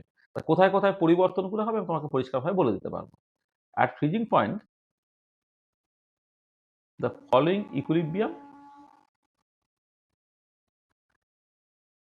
Takes place. কি সেটা? না, pure solvent in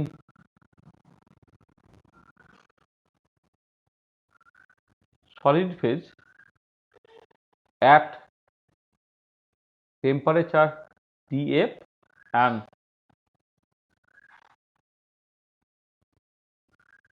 pressure P, এইটা সেটা ইকুইলিব্রেট করছে কার সাথে? না, solvent in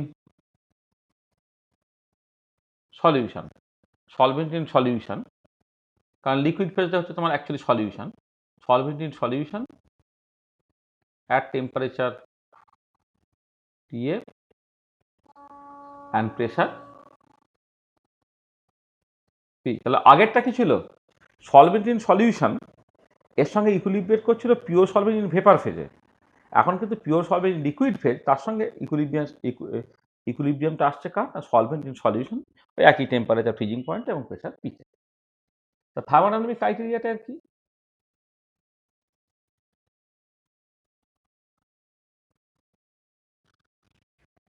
thermodynamic criteria for this equilibrium,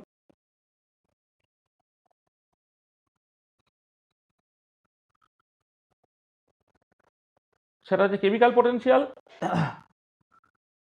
of the pure solvent in solid phase, যেখানে freezing point Tf Tb, this should be equal to chemical potential of the solvent in solution, freezing point Tf, pressure P, এই দুটো তোমার সমান হবে। ঠিক আছে, বোঝা গেল? এটাই তো মেজার জায়গা। হ্যাঁ, মানে প্রথম স্টেপটা লিখে ফেলাটা খুব ইম্পর্টেন্ট এটা। ঠিক আছে, মানে আগেরটার সঙ্গে এটা তফাৎও বুঝতে পারলে, আর মেন ইকুয়েশনটা আমি লিখলাম এখানে। হুম। আচ্ছা, এবারে দেখো যেটা ব্যাপার যে chemical potential of the solvent in solution, ওই যে mu I equal to mu I star plus R T X I, সেই ফর্মুলা অনুযায়ী এটা হয়ে যাচ্ছে মিউ ওয়ান স্টার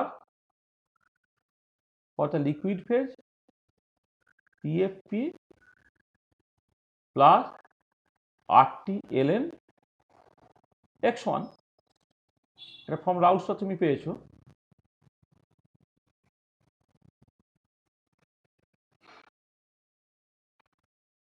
এটা তাহলে এবারে তুমি একটা কাজ করো। আচ্ছা, এখানে এখানে এই টেম্পারেচারটা কিন্তু তোমার ফ্রিজিং পয়েন্ট। এবারে এইটাকে বাঁ দিকে নিয়ে চলে এসো, তাহলে যেটা দাঁড়াচ্ছে দেখো minus R T F L N X one. এটা হয়ে যাচ্ছে কত, mu one star liquid temperature T F pressure P minus chemical potential minus chemical potential of the pure solvent in solid phase ওই ফ্রিজিং পয়েন্ট এবং pressure পিছি। আচ্ছা, এই ডান দিকের কোয়ান্টিটিটা দেখো, সলিড মানে পিওর সলিড থেকে পিওর লিকুইডে যেতে গেলে কেমিক্যাল পোটেনশিয়ালের যে চেঞ্জটা, সেটা বেসিক্যালি কি না, সলিড থেকে লিকুইডে যাওয়া মানে ফিউশন। তার মানে মোলার, মানে যে তোমার পিওর যে এটা আছে সলিডটা আছে আর কি, সে লিকুইডে কনভার্ট হওয়ার জন্যে যে মোলার গ্রিসফ এনার্জির চেঞ্জটা আর কি। তার মানে সলিড থেকে লিকুইড হওয়া এই প্রসেসটা তোমার ফিউশন প্রসেস। তো তুমি এটাকে লিখতে পারছো কি, যে delta fusion of mu one star, এখানে সার্টেনলি এটা ফ্রিজিং পয়েন্ট, প্রেশারটা তোমার পিতে আছে। এই যে জিনিসটা, তাহলে এখানে here delta fusion mu one star, যেটা basically mu one star in the liquid phase minus mu one star in the solid phase. এইটা হচ্ছে তুমি লিখতে পারছো মোলার গিভস এনার্জি অফ ফিউশন, মোলার গিভস এনার্জি ফিউশন। ঠিক আছে, বোঝা গেল? তাহলে এখান থেকে দেখো তুমি just minus L N X one, এইটুকু আমি লিখে রাখি। সেটা হচ্ছে delta fusion mu one star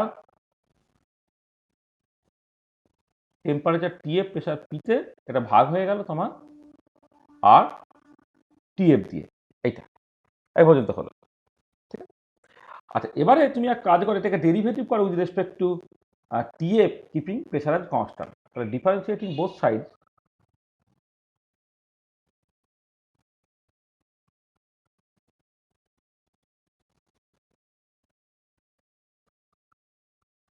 both sides with respect to TF keeping pressure as constant, কি হবে, মাইনাসটা যেমন আছে থাক, del L N X one by del TF, যেখানে তোমার প্রেশারটাকে কনস্ট্যান্ট রেখেছো, এইটা ওয়ান বাই আরটাকে তুমি রেখে দাও, del del TF into delta mu vaporisation star one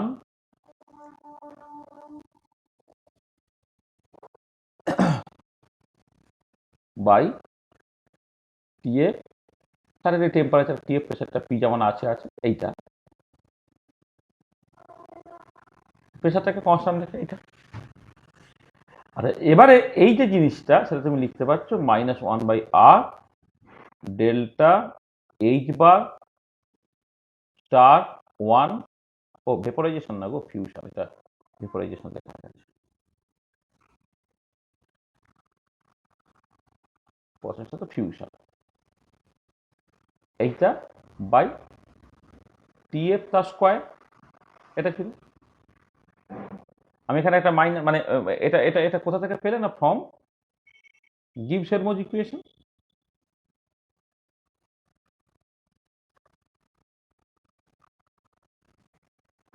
gives Helmholtz equation del TF of delta mu fusion, এই যে মিউ স্টার বাই টিএফ যদি তুমি করো, এটা হচ্ছে এইটা।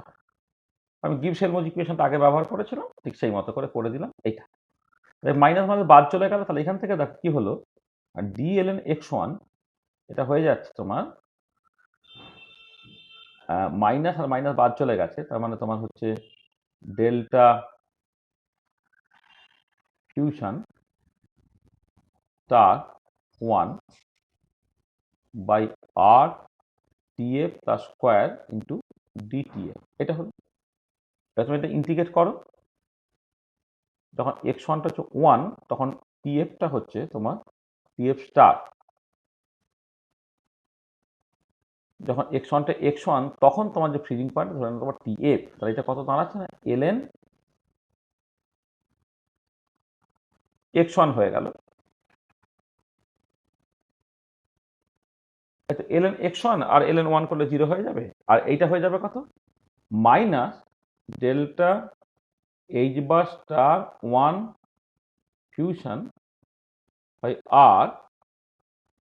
দেখো আমি আসলে কি করলাম, এটাকে তো মাইনাস না করতে, তাহলে এটা ইন্টিগ্রেশন করলে D TF by TF square তো মাইনাস ওয়ান বাই টিএফ হতো, সেটাকে না করার জন্য এটা আমি one by TF minus one by TF star করলাম, ওই যে মাইনাস পার্টটা আমি জাস্ট বাইরে ঢুকিয়ে দিয়েছি, এটা এটা দাঁড়াচ্ছে। ঠিক আছে, হলো। তাহলে এইটাকে তুমি এক কাজ করো, তাহলে এইটাকে লেখো তুমি এইটা বাই আর, হ্যাঁ, আর এইটা তোমার ঘুরিয়ে দাও one over TF star minus one over TF, এইটা হলো। তাহলে এইটাকে তুমি জাস্ট লেখো delta H bar star fusion by R TF star TF TF minus TF star, এটা হলো। জাস্ট আমি সিম্পলিফাই করে এটাকে লিখলাম। আচ্ছা, এবারে তুমি এই টিএফ মাইনাস টিএফ স্টার যেটা, টিএফ মাইনাস টিএফ স্টার, এইটাকে তুমি জাস্ট ডেল্টা টিএফ বলে দাও। তার মানে এটাকে তুমি লেখো, তাহলে এলএন এক্স ওয়ান, এইটা হচ্ছে তোমার delta fusion H bar star one by R, এটা অ্যাপ্রক্সিমেটলি করো, এটা তোমার ডেল্টা টিএফ করো, এটা তুমি টিএফ স্টার তার স্কোয়ার করো, তাহলে যেখানে ডেল্টা টিএফটা হচ্ছে তোমার টিএফ মাইনাস, মানে এটা হচ্ছে সলিউশনে ফ্রিজিং পয়েন্ট কত, এটা হচ্ছে পিওর অবস্থা ফ্রিজিং পয়েন্ট কত, এইটা। আর যেহেতু টিএফ টিএফ স্টার খুব কাছাকাছি, তাহলে দেন তুমি টিএফ ইন্টু টিএফ স্টার, এইটাকে তুমি অ্যাপ্রক্সিমেটলি টিএফ স্টার তার স্কোয়ার এইরকমভাবে লিখতে পারো, যেটা আগে লিখেছিলাম আর কি, সেই অ্যাপ্রক্সিমেশন আমি এখানেও করলাম। ঠিক আছে, এইটা। আচ্ছা, তাহলে কি দাঁড়াচ্ছে, তাহলে এখান থেকে দেখো, তাহলে তুমি ডেল্টা টিএফটা তুমি পেয়ে গেলে কত, ডেল্টা,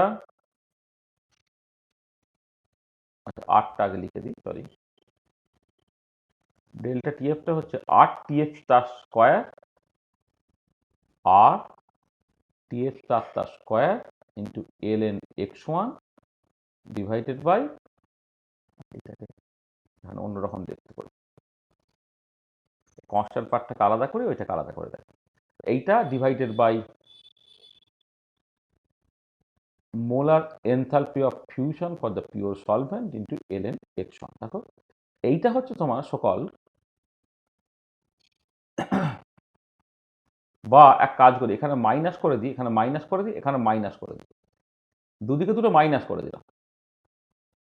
কেন মাইনাস করছে আমি পরে বলছি, কারণটা দেখো, তোমার এই যে এল এন এক্স ওয়ান, এখান থেকেই বোঝা যাবে এল এন এক্স ওয়ান যেটা, এক্স ওয়ান তো মোল ফ্র্যাকশন, তাহলে মোল ফ্র্যাকশন মানে ওটা হচ্ছে সাডেনলি 0 থেকে 1 এর মধ্যে থাকবে, তাহলে এল এন এক্স ওয়ানটা নেগেটিভ হবে, তাহলে সেই নেগেটিভ নেগেটিভ মিলে তোমার পজিটিভ হবে এইটা।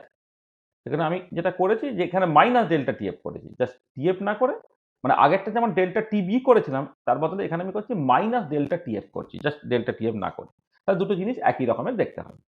তাহলে এইটা হচ্ছে দেখো যেটা কথা যে আমি যেভাবে লিখেছি সেই মতো করে যদি তুমি দেখো তাহলে ln x যদি নেগেটিভ কোয়ান্টিটি নেগেটিভ নিয়ে গেলে পজিটিভ হয়ে গেল অর্থাৎ মাইনাস ডেল্টা টিএফটা পজিটিভ হয়ে গেল অর্থাৎ ডেল্টা টিএফটা নেগেটিভ হয়ে গেল আর ডেল্টা টিএফ নেগেটিভটা হয়ে গেল দেখো টিএফটা লেস দেন টিএফ স্টার হয়ে যাবে তার মানে there should be a depression of freezing point মানে ফ্রিজিং পয়েন্টটা কমবে বাড়বে না। আচ্ছা এবারে এখানে দেখো যে এগেন যেহেতু x1 প্লাস x2 যেটা 1 সলিউশনের জন্য বাইনারি সলিউশন তো দুটো কম্পোনেন্ট আছে সলভেন্ট আছে সলিউট আছে এইটা as x1 plus x2 equal to 1 then ln x1 টা তুমি লিখতে পারছো ln 1 মাইনাস x2 যেটাকে অ্যাপ্রক্সিমেটলি তুমি মাইনাস x2 বলে দিচ্ছ কখন না ফর আইডিয়ালি ডাইলিউট সলিউশন যদি সলিউশনটা কনসেন্ট্রেশন খুব কম হয় আইডিয়ালি ডাইলিউট সলিউশন তাহলে আইডিয়ালি ডাইলিউট সলিউশনের জন্য তুমি জাস্ট ln x1 টাকে মাইনাস x2 হিসেবে লিখতে পারবে তাহলে দেন আমি কি পেলাম then minus delta T F depression of freezing পয়েন্টের ভ্যালুটা হয়ে গেল মাইনাস মাঝে প্লাস হয়ে যাচ্ছে আর টিএফ স্টার তার sorry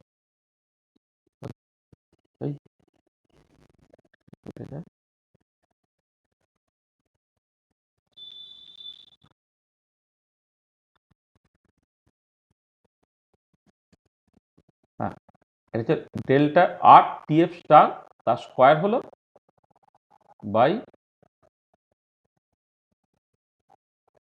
molar enthalpy of fusion হলো ইন্টু এখানে দেখো তোমার x2 হয়ে গেল আচ্ছা মানে এখানে মাইনাস ছিল তাহলে ln x1 যদি মাইনাস x2 হয় মাইনাসে চলে গেলে x2 হয়ে গেল তাহলে দেখো এখন এলিভেশন অফ বয়লিং পয়েন্ট যেটা সেইটা তোমার ইন টার্মস অফ x তুমি এরকম ভাবে বের করে ফেলেছো। আচ্ছা আবার তোমার ফর m মোলাল সলিউশন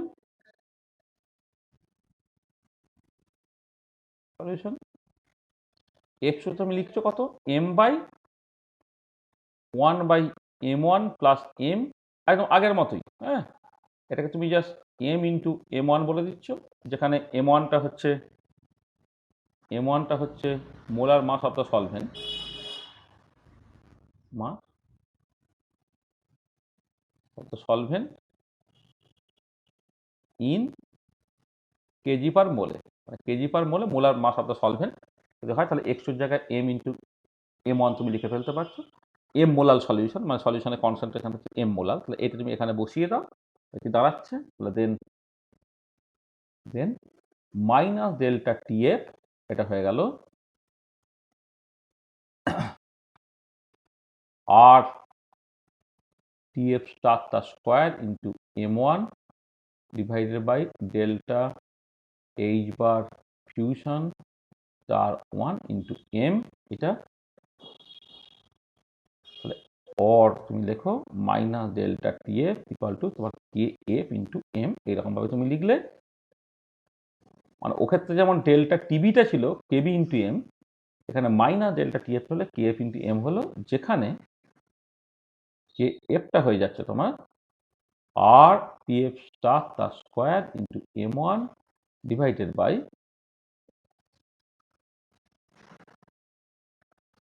এইটা ঠিক আছে এইটাকে বলা হয় ক্রায়োস্কোপিক কনস্ট্যান্ট মানে মোলাল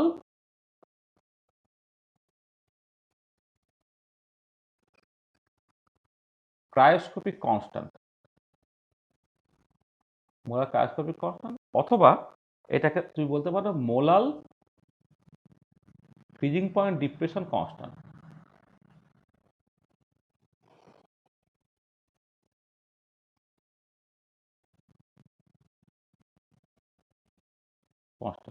এটা কার উপর ডিপেন্ড করে this depends only on the nature of the solvent যা কিছু আছে সব কিছু সলভেন্টের property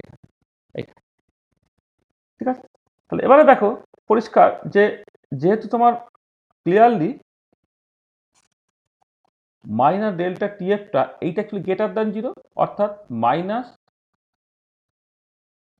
TF minus TF star এটা গ্রেটার দ্যান জিরো তাহলে পরিষ্কার টিএফটা লেস দেন টিএফ স্টার, তার মানে পরিষ্কার বুঝতে পারছো ফ্রিজিং পয়েন্টটা তোমার একটু কমছে। তার মানে পরিষ্কার বোঝা গেল দেয়ার ইজ, তাহলে there is a lowering or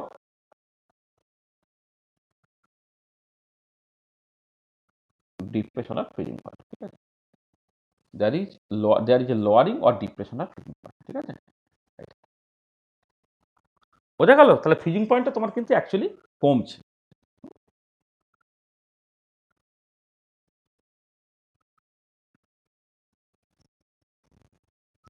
ঠিক আছে তো, বোঝা গেছে। আর পরিষ্কার যেহেতু আবার minus delta TF depends only on the concentration of the solute in solution, not on their chemical nature,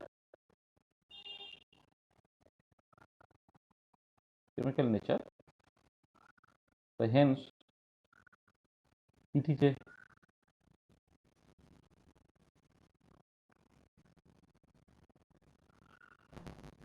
a qualitative property, তাহলে একটা qualitative property হলো।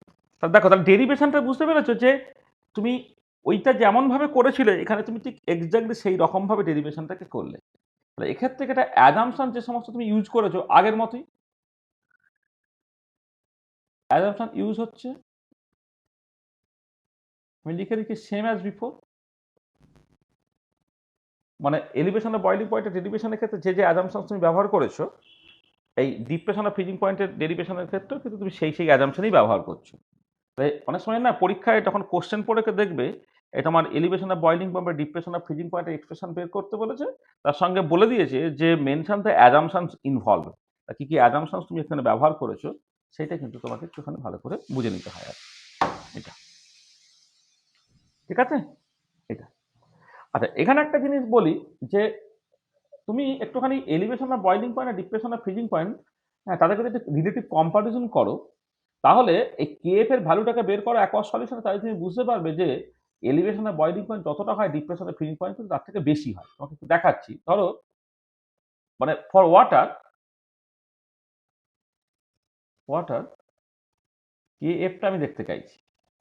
কেএফটা হচ্ছে তোমার আর টিএফ স্টার তার স্কোয়ার এটা molar mass of the solvent by delta H bar star 1 কার জন্য না ফিউশন প্রসেসের জন্য। তাহলে কত হবে এটা 8.314 joule per kelvin per mole, 273 kelvin তার square, 18 into 10⁻³ KG per mole, molar mass আমি করলাম, বাই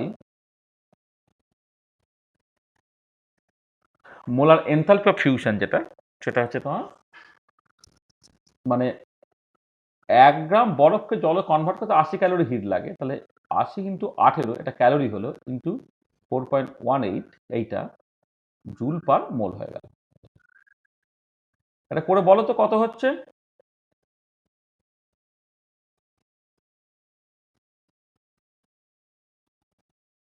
ইউনিট তো কেলভিন, মোল ইনভার্স কেজি হবে। বলো এটা কত হচ্ছে বলো তো দেখি।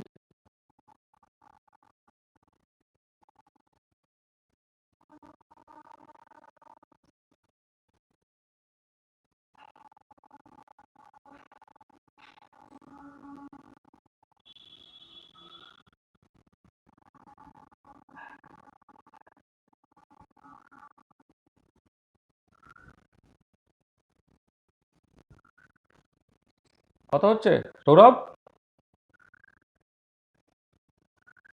1.85 কত?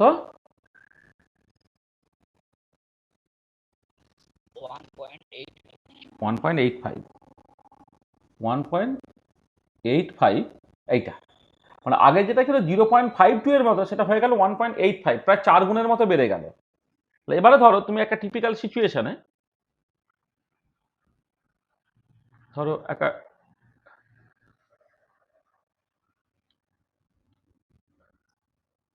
একটা টিপিক্যাল সিচুয়েশন, টিপিক্যাল কেসে ধরে নাও মোলারিটিটা হচ্ছে তোমার, ধরে নাও 0. ওই আগের মতো 0.1 মোল পার কেজি, এইটা। তাহলে তুমি সেখান থেকে ডিপ্রেশন আর ফ্রিজিং পয়েন্টের ম্যাগনিটিউডটা কত হবে? পয়েন্ট মাইনাস ডেল্টা টি এফটা, সেটা হচ্ছে কেএফ ইন্টু এম, অর্থাৎ 1.85 কেলভিন পার মোল ইন্টু কেজি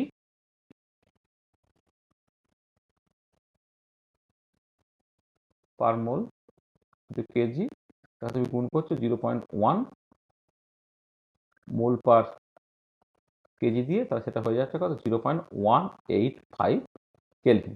তা দেখো 0.1 0.2 কেলভিনের মতো করে তোমার টেম্পারেচার ডিপ্রেশনটা ঘটছে, টেম্পারেচার লরিংটা ঘটছে। তার মানে এখান থেকে তুমি এইটা বুঝতে পারছো যে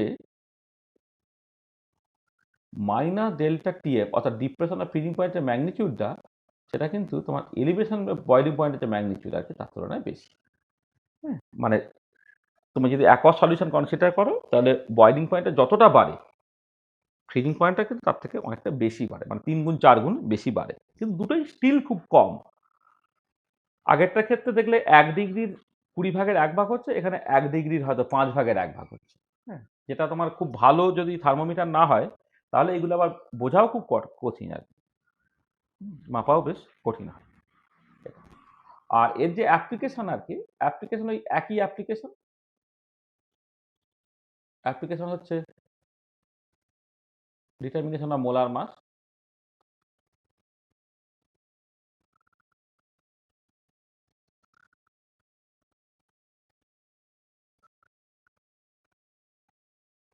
ডিটারমিনেশন অফ মোলার মাস। হ্যাঁ, সেটা সলভেন্ট এবং সলিউট দুজনের জন্য। মানে আগেরটা যেমন করে করা হয়েছে, এখানেও কিন্তু তুমি একই রকমভাবে এটাকে করতে পারবে। ঠিক আছে? তাহলে দেখো elevation of boiling point, depression of freezing point দুটো পাশাপাশি চলে। তুমি যদি একটাকে করতে পারো, তাহলে আরেকটা দেখো জাস্ট প্র্যাকটিসের মতো আর কি।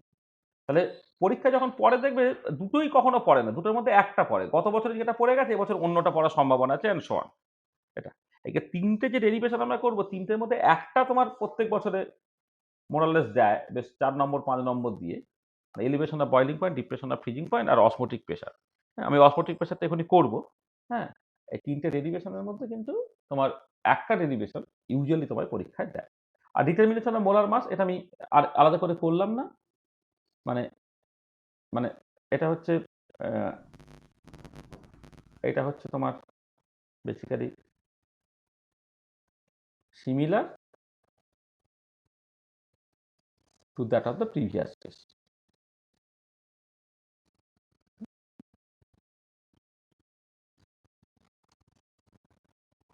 Similar to that of the previous test, মানে আগের কেসে যেমন করেছিল এটা তোমার এক্স্যাক্টলি একই রকম।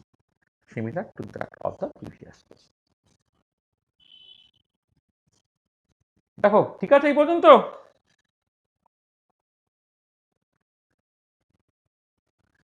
হ্যাঁ স্যার। হ্যাঁ স্যার। মানে একদম খুব সহজ, মানে প্রত্যেকটা স্টেপ তুমি ধরে ধরে ধরে ধরে করবে, মুখস্থ টুখস্থ করার চেষ্টা করবে না। থার্মোডাইনামিক্সের বেসিক নলেজ তোমার আছে, তুমি গত সেমিস্টার যথেষ্ট ভালো করে থার্মোডাইনামিক্স করেছো। হ্যাঁ, সেইটাকে কাজে লাগিয়ে টুকটুক টুকটুক করে করো না, দেখবে তোমার ঠিক হয়ে যাচ্ছে। এটা। আচ্ছা, এবারে চলে আসছি অসমোটিক প্রেশার। অসমোটিক প্রেশার জিনিসটা কি, কি ধারা, এটা আগের দিন আলোচনা করা হয়েছে। আজকে তার থার্মোডাইনামিক ডেরিভেশনটাকে জাস্ট করে নিই।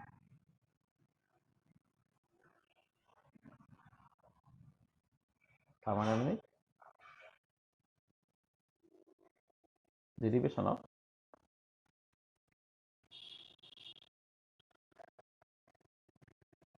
Osmotic pressure.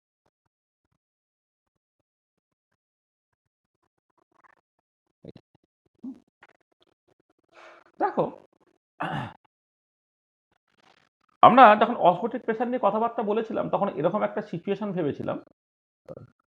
তুমি একটা কন্টেনার নিয়ে এসো,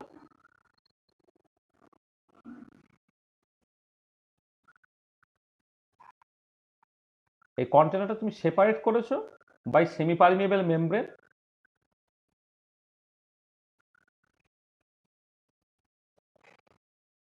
এটা হচ্ছে তোমার একটা সেমি পারমিয়েবল মেমব্রেন।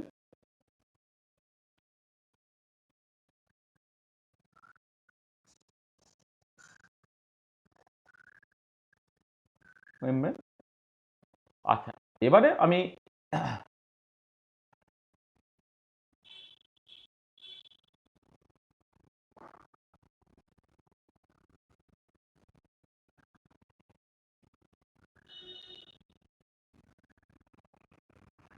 করেছি না, এইখানে ধরো তুমি একটা পিওর সলভেন্ট নিয়েছো, আর এখানে তুমি সলিউশন নিয়েছো, একটা পিওর সলভেন্ট আর একটা সলিউশন নিয়েছো, ঠিক আছে? আচ্ছা, এবারে তুমি যেটা দেখতে পাচ্ছ সেটা হচ্ছে এই যে, যে যদি দুদিকে প্রেশার তোমার সমান হয়, তাহলে এই মানে এদিকে এদিকে প্রেশার টেম্পারেচার যদি তোমার সমান হয়ে যায়, হ্যাঁ, তাহলে এই পিওর সলভেন্ট থেকে সলিউশন সাইডের দিকে স্পন্টানিয়াসলি সলভেন্ট মলিকুলগুলো হচ্ছে জাস্ট মুভ করবে। সলভেন্টটা পিওর সলভেন্ট সাইড থেকে সলিউশনের সাইডের দিকে স্পন্টেনিয়াসলি মুভ করছে। এই ফিনোমেননটাকে বলা হচ্ছে তোমার অসমোসিস। এটা আমি আগে বলেছিলাম। যখন দুদিকে টেম্পারেচার প্রেশারটা তোমার সমান। আচ্ছা, তা যদি হয় তাহলে কি হবে? সলভেন্ট যদি মানে তুমি ওই mu equal to mu I equal to mu I star plus R T in X I, তাহলে তুমি দেখেছিলে যে সলিউশনে সলভেন্টের কেমিক্যাল পটেনশিয়াল কম, আর মানে সলভেন্ট সাইড হচ্ছে এটা বেশি। তাহলে এইখানে ধরো কেমিক্যাল পটেনশিয়ালটাকে যদি তুমি বলো মিউ ওয়ান সলিউশনে, এইখানে mu one star one liquid ফেজে, তাহলে পিওর লিকুইডে কেমিক্যাল পটেনশিয়াল বেশি, সলিউশনের কেমিক্যাল পটেনশিয়ালটা কম। সেখানে সলভেন্টটা সলভেন্ট সাইড থেকে সলিউশন সাইডের দিকে চলে যাচ্ছে। চলে গিয়ে কি হবে? এখানে লিকুইড লেয়ারের হাইটটা কমবে, এখানে লিকুইড লেয়ারের হাইটটা তোমার বাড়বে। যদি তুমি ধরো এইরকম করে ব্যাপারটাকে ভাবো, মানে ধরো প্রথমে যদি এইখানে যদি হাইটটা থেকে থাকতো এখানে, এখন দেখতে পেলে এদিকে হাইটটা তোমার বেড়ে গেছে, আর এদিকে সামহাও হাইটটা তোমার কমে গেছে। এদিকে হাইটটা তোমার কমে গেছে, এটা হাইটটা তোমার কমে গেছে।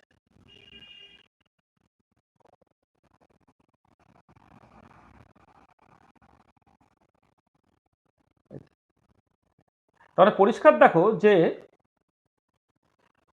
যদি তুমি এই রকম সিচুয়েশনটাকে তৈরি করে দাও, একদিকে পিওর সলভেন্ট একদিকে সলিউশন, তখন তুমি আগের দিন আলোচনা করেছিলাম যে একই টেম্পারেচার প্রেশার যদি দুজনকে রাখা হয়, তাহলে পিওর সলভেন্টের কেমিক্যাল পটেনশিয়াল বেশি, সলিউশনের chemical potential com.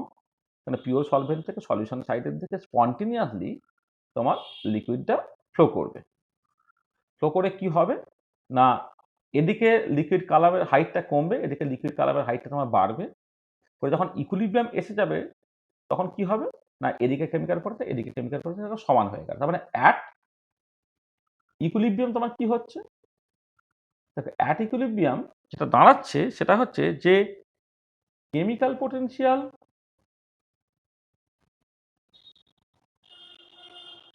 Of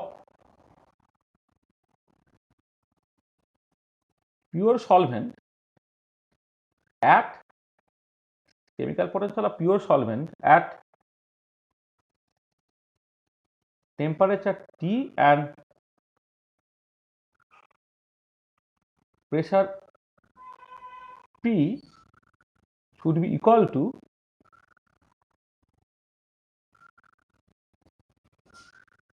chemical potential of solvent in solution at temperature T and pressure। এই P এর সঙ্গে একটা প্রেসার তোমাকে বেশি দিতে হবে। মানে তুমি আইদার এইরকম করে ভাবতে পারো, অথবা কেউ এইরকম করেও ভাবতে পারে যে chemical potential of pure solvent at temperature T and pressure P minus pi, those should be equal to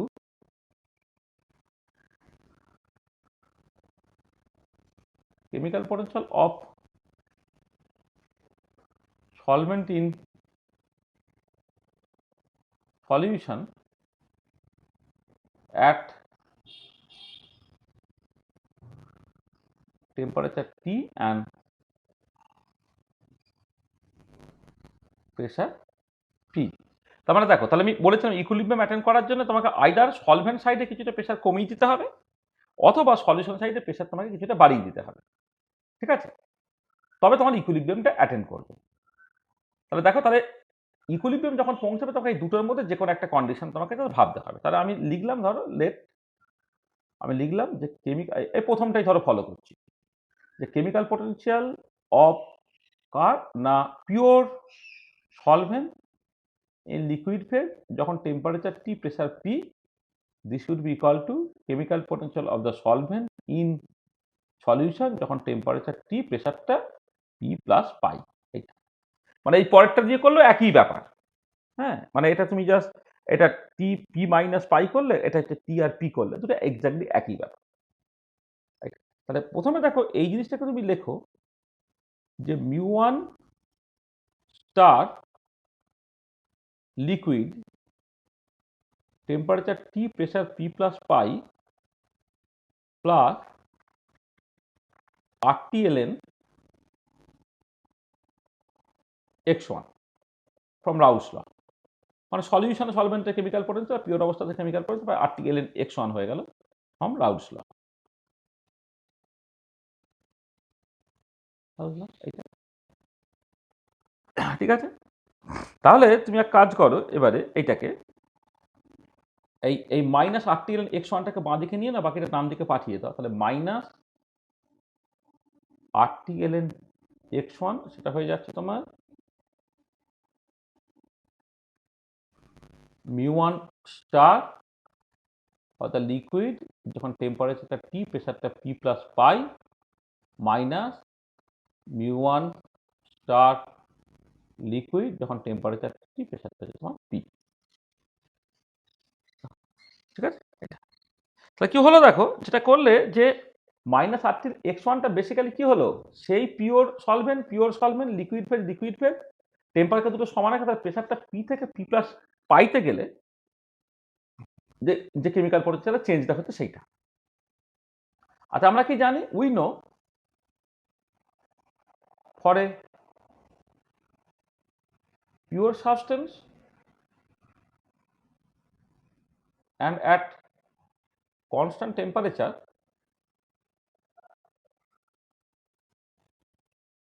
ডিমিউটা কত হয়, ভি বার ইন্টু ডিপি হয়।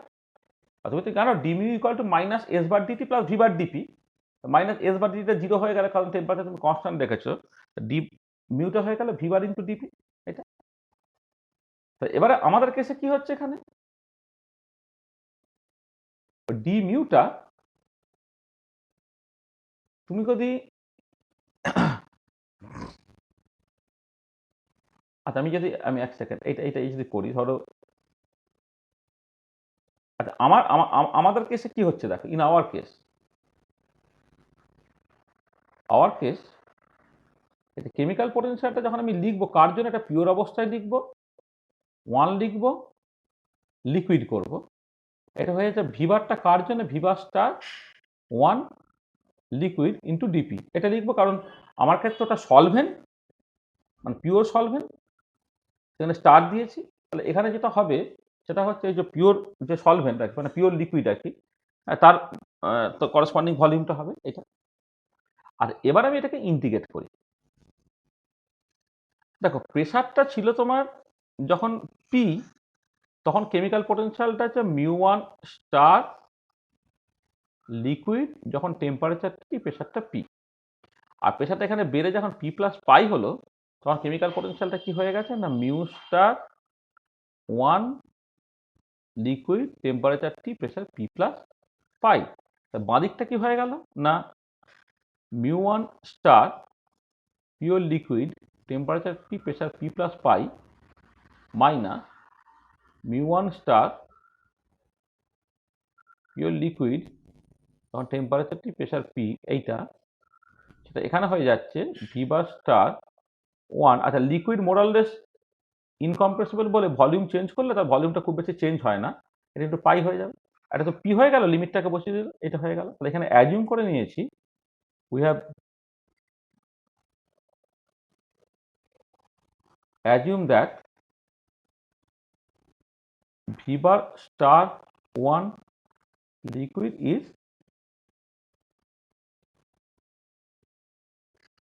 Independent of pressure. কারণ লিকুইড তো মোরালেস ইনকম্প্রেসেবল, তুমি এখানে ইন্ডিপেন্ডেন্ট অফ প্রেশার তুমি লিখতে পারো এটা। তাহলে দেখো, তাহলে এবার এই যে ইকুয়েশনে এই ডান দিকে যেটা ছিল সেটা তুমি বের করে ফেললে, তার মানে ক্লিয়ারলি কি হয়ে গেল? Clearly V bar star 1 liquid into pi, এটা হয়ে যাচ্ছে minus RT ln x1, or দেখো অসমোটিক প্রেশার সেটা হয়ে গেল minus RT by V bar star 1 for the liquid phase into ln x1। দেখো এই যেটা এক্সপ্রেশনটা বেরোলো সেটাই বেসিক্যালি অসমোটিক প্রেশারের এক্সপ্রেশন, এবং এই অসমোটিক প্রেশারের এক্সপ্রেশনটা তুমি কিন্তু মানে এই ফর্মে রাখবে না, আমি সেটাকে তার মতো করে চেঞ্জ করব, কিন্তু মূলত দেখো তুমি এই পাইয়ের মূল যে জায়গাটা আছে মূল জায়গাটা পেয়ে গেছে, এবারে কিছুটা অ্যাপ্রক্সিমেশন করার দরকার আছে। আচ্ছা, এখানে আমি একটা জিনিস হঠাৎ করে মনে পড়ে গেল, সেটা হচ্ছে দেখো এক্ষেত্রেও যখন একটা ইন্টিগ্রেশন করেছিলাম না, এখানে এনথালপিটাকে আমি ইন্টিগ্রেশনের বাইরে নিয়ে চলে এসেছিলাম। এখানে এই যে এনথালপিতে ইন্টিগ্রেশনের বাইরে নিয়ে চলে এসেছিলাম, একটা অ্যাজাম্পশন লিখেছিলাম যে এটা কি independent temperature within the temperature range TB star to TB. তার মানে এখানে যে অ্যাজাম্পশন ইনভলভ যখন আমি লিখেছি না, অ্যাজাম্পশন ইনভলভ, এই অ্যাজাম্পশন ইনভলভের ক্ষেত্রে না এটাও লেখা উচিত তো, তাই না? 6 নম্বর হচ্ছে যে তোমার এই যে molar enthalpy of vaporisation star 1 নম্বরের জন্য is assume to B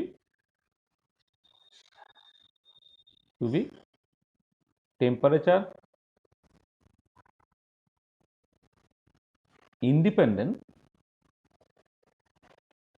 within the temperature range TB to TB star। ঠিক আছে, এটাও একটা অ্যাজাম্পশন ছিল। এখানে যেমন আমি যখন যদি অসমোটিক প্রেশারের ডেরিভেশনের ক্ষেত্রে কি কি অ্যাজাম্পশন ইউজ করতে যদি আমি বলি, তাহলে এই যে মানে লিকুইডটা মোরালেস ইনকম্প্রেসিবল বলে মোলার ভলিউমটাকে তুমি জাস্ট মানে ইন্ডিপেন্ডেন্ট অফ প্রেশার করে দিলে আর কি, সেটা একটা অ্যাজাম্পশনের মধ্যে পড়ছে না? তাহলে এটা মাথায় রাখবে, আমরা এই অ্যাজাম্পশনটাকে ব্যবহার করব। ঠিক আছে, এখন পর্যন্ত পরিষ্কার ব্যাপারটা? ঠিক আছে। আচ্ছা, এবারে এইখানে দেখো যে নাও ln x1টাকে তুমি জাস্ট লেখো ln 1 মাইনাস x2, সেটাকে অ্যাপ্রক্সিমেটলি তুমি x2 বলে দাও, এইটা ঠিক আছে। এইটা তাহলে দেন পাইটা তোমার হয়ে গেল কত? RT বাই, সরি এটা মাইনাস x2, তাহলে RT by V bar star 1 liquid into x2, এইটা। আচ্ছা, এবারে দেখো এইটাকে তুমি লিখছো কিরকম ভাবে, RT V bar star liquid, mole ফ্র্যাকশনটা just n2 by n1 plus n2 এইরকম ভাবে তুমি লিখতে পারছো। মোল ফ্র্যাকশনটা হচ্ছে সলিউটের number of moles by total number of moles, n2 by n1 plus n2 তুমি লিখতে পারছো। তাহলে এটা কেমন হচ্ছে দেখো, n2 RT হলো, আর নিচটাকে না আমি জাস্ট লিখছি n1 v1 star 1 for the liquid phase. এটা কেন? অ্যাজ n2টা much less than n1 for ideally dilute solution. Ideally dilute সলিউশনের জন্য তোমার সলিউটের নাম্বার অফ মোলসটা সলভেন্টের নাম্বার অফ মোলসের থেকে অনেক কম হয়ে যাবে বলে n2 প্লাস n1 নিচে, সেটাকে তুমি n1 লিখে ফেলো, সেটা তুমি এটা লিখে ফেললে, এটা। আচ্ছা, এবারে এইটাকে তুমি লিখতে পারো অ্যাপ্রক্সিমেটলি, এটা সব approximately n2 RT by total V. কেন?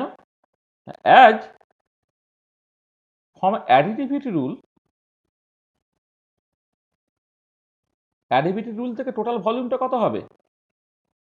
n1 v1 star 1 for the liquid plus আরো যে আছে n2 ভিভার্স টু 2, এটা অবশ্যই তোমার লিকুইড ফেজে, মানে তোমার ওই যে n1 v1 plus n2 v2, তো এখানে v2টা হচ্ছে তোমার অ্যাকচুয়ালি এখানে এই লিকুইড না লিখে এটা অ্যাকচুয়ালি বলা উচিত হচ্ছে সলিউশনের ক্ষেত্রে। মানে এটা আমি যখন ধরো করছি 1 সেকেন্ড, মানে দেখো মানে অ্যাডিটিভিটি রুল থেকে কোনো একটা সলিউশনের টোটাল ভলিউমটা N1 V1 বার প্লাস N2 V2 বার। তুমি জানো এটা তো আমরা গত সেমিস্টারে করিয়েছিলাম যে যদি কোনো একটা এক্সটেন্সিভ প্রপার্টি থাকে তাহলে তার যদি মোলার কোয়ান্টিটিগুলো জানা থাকে তখন N1 ইন্টু V1 বার প্লাস N2 V2 বার, এটা টোটাল ভিটা হয়ে যাবে এবং এটা তোমার সলিউশনের জন্য সলিউশনের জন্য। আচ্ছা, এবারে দেখো প্রথম কথা হচ্ছে যে তুমি একটা নন ভোলাটাইল সলিউট একটা ভোলাটাইল সলভেন্টে অ্যাড করছো। ধরো তুমি একটা যখন তুমি ধরো 1 লিটার কোন একটা নিয়েছো, লিকুইড নিয়েছো, সেখানে তুমি 1 মোল কাউকে অ্যাড করছো। 1 মোল সলিড যখন তুমি অ্যাড করছো, 1 মোল সলিড অ্যাড করলে দেখবে ওভারঅল ভলিউমটা কিন্তু বাড়ে বা কমে সেটা কিন্তু অনেকটা কম, নেগলিজিবলি স্মল। অর্থাৎ অনেক সময় আমরা করে ফেলি না ওই জন্য যে ঠিক আছে অ্যাকচুয়ালি তোমার সলিডটাকে মেশানোর পরে ভলিউমটাকে মেকআপ করতে হয় মোলার সলিউশন বানানোর জন্য। এবারে অনেক সময় যদি তুমি ওটাকে না করে প্রথমে 1 লিটার জল তুমি মেপে নিয়ে নিলে, তারপর যদি তুমি কোনো একটা সলিউট অ্যাড করে দেবে, ভলিউমে যে চেঞ্জ হবে সেটা খুব কম। এবারে মোলাল কনসেন্ট্রেশন করতে গেলে তোমাকে সেটাই করতে হয়। তার মানে এইটাকে তুমি অ্যাপ্রক্সিমেটলি যদি তোমার ডাইলিউট সলিউশন হয়, আর নন ভলাটাইল সলিউট মানে মূলত আমি কি করি, মূলত আমি হচ্ছে কোনো একটা লিকুইডে একটা সলিড অ্যাড করছি, এইটা তুমি করতে পারছো। তার কারণটা হচ্ছে এই যে N2 V2 সলিউশন যেটা, এটা মাঝ less than N1 V1 solution বলে, এটা বলে তুমি এইটা লিখতে পারছো। ঠিক আছে, আচ্ছা এবারে এইটাকে তুমি লিখতে পারো N1 V1 স্টার লিকুইড। কারণটা কি না, ফর মানে কেন এটা as for ideally dilute solution molar volume is equal to partial molar volume. মানে সলিউশনে যখন তুমি মোলার ভলিউমটা বলছো ওটা কিন্তু পার্শিয়াল মোলার ভলিউম। এবারে তুমি জানো আবার ওই গত সেমিস্টারে পড়ানো হয়েছে, দেখবে যে মোলার এবং পার্শিয়াল মোলার কোয়ান্টিটিগুলো একই হয়ে যায় যদি সেটা আইডিয়ালি ডাইলিউট সলিউশন হয়। ঠিক আছে, তাহলে আইডিয়ালি ডাইলিউট সলিউশনের ক্ষেত্রে তুমি কি লিখতে পারলে আলটিমেটলি দেখো ভিটাকে N1 V1 বার স্টার দিয়ে তুমি রিপ্লেস করতে পারলে, সেই জন্য দেখো এইটাকে তুমি এইটা করে দিয়েছো। ঠিক আছে, বোঝা গেল? তাহলে দেখো এবার number of moles per unit ভলিউমটা কি, সেটা হচ্ছে কনসেন্ট্রেশন, তাই তো? Number of moles per unit মানে এখানে C2টা যেটা, এটা হচ্ছে N2/V, এটা basically molar concentration.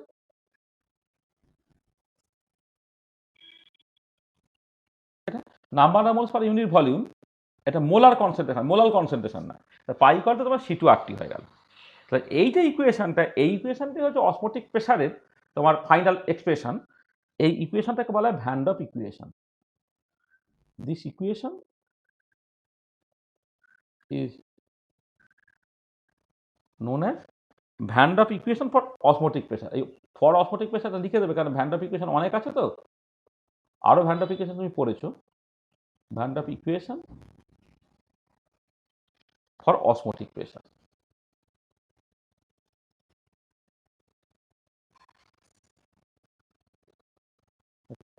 Van depth equation for osmotic pressure. তো দেখ এই ফাইনাল এক্সপ্রেশন, তার মানে ডেল্টা টিবি হচ্ছে K B into M, delta minus delta টিএফটা হচ্ছে কে এফ ইন্টু এম, আর পাই ইকুয়াল টু C2RT। এটা হচ্ছে তোমার ফাইনাল এক্সপ্রেশন। ঠিক আছে, বুঝতে পারা গেল? স্যার হ্যাঁ বলো। বলছি ওই যে লাইনটা লিখেছেন না N2 greater than N1 for ideal solution, তারপরে N2/RT, এটা কিভাবে হলো? না এই তো উপরে, এই তো এখানে উপরে যেমন N2 আছে N2 রেখে দিয়েছি, শুধু কিছুই তো করে, শুধু নিচের লাইনে N1 প্লাস N2, যাতে N1টা মাঝ গ্রেটার দ্যান N2 হয়, তাহলে ডিনোমিনেটর থেকে N2টাকে জাস্ট বাদ দিয়ে দিয়েছি, আর তো কিছু করিনি।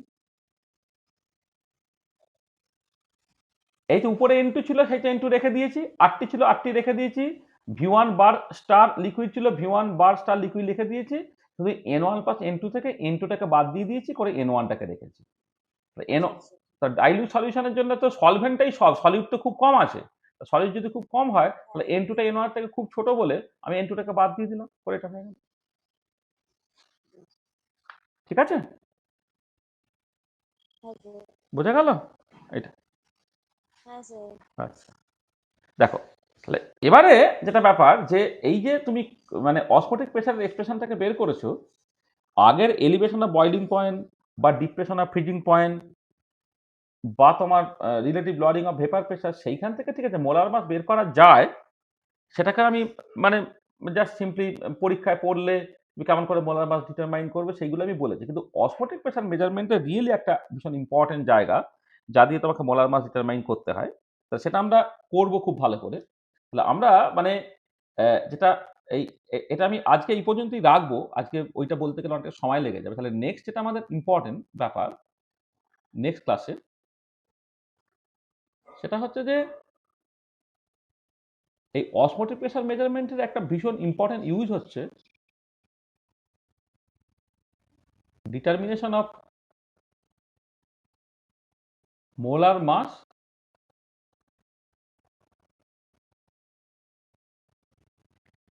By osmotic pressure measurement. Osmotic pressure measurement আর এইখানে একটা ভীষণ ইম্পর্টেন্ট জায়গা হচ্ছে ওটা একটা ম্যাক্রোমলিকুলস, তার তোমার নাম্বার অ্যাভারেজ মোলার মাস বলে একটা জিনিস আছে, নাম্বার অ্যাভারেজ মোলার মাস, হ্যাঁ, পরে ম্যাক্রোমলিকুল অর পলিমারিক সলিউশন। এই পলিমারিক সলিউশন বা ম্যাক্রোমলিকুলসের ক্ষেত্রে তোমার বিভিন্ন রকমের অ্যাভারেজ মোলার মাস হয়, number average molar mass, weight average molar mass, viscosity average molar mass, sedimentation average molar mass ইত্যাদি ইত্যাদি। এখানে এই ম্যাক্রোমলিকুলস বা পলিমারিক সলিউশনে যে নাম্বার অ্যাভারেজ মোলার মাস বের করার একটা স্ট্যান্ডার্ড টেকনিক হচ্ছে অসমোটিক প্রেসার মেজারমেন্ট আর কি। এই টেকনিকটা আমাদের খুব ডিটেলে ভালো করে বলতে হবে। এটা প্রথমে আমি এটা আলোচনা করব, তারপরে যেটা করব যে inter relation among various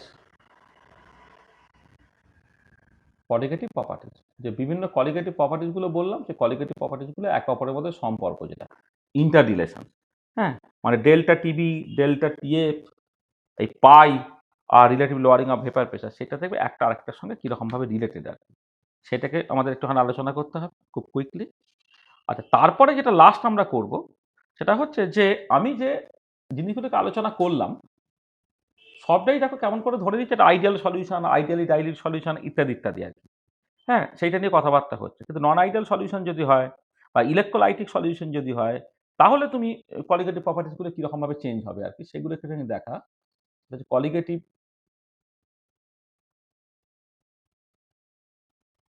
properties for মূলত ইলেকট্রোলাইটস আর কি। ইলেকট্রোলাইটসের ক্ষেত্রে ডেভিয়েশন ফ্রম আইডেন্টিটির অনেক বেশি হয়, সেটাকে দেখা।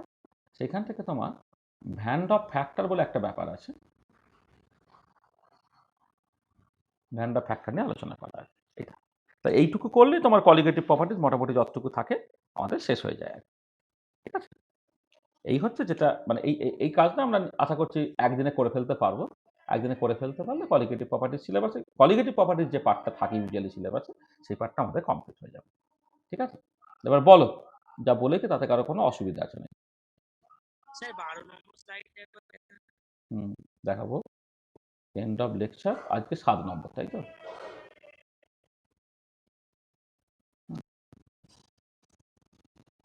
দেখো 12 নম্বর স্লাইড।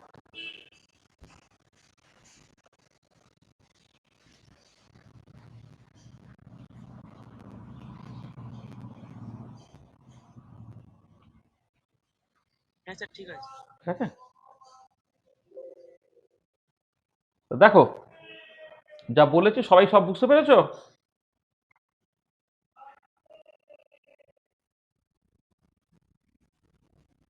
হ্যাঁ স্যার।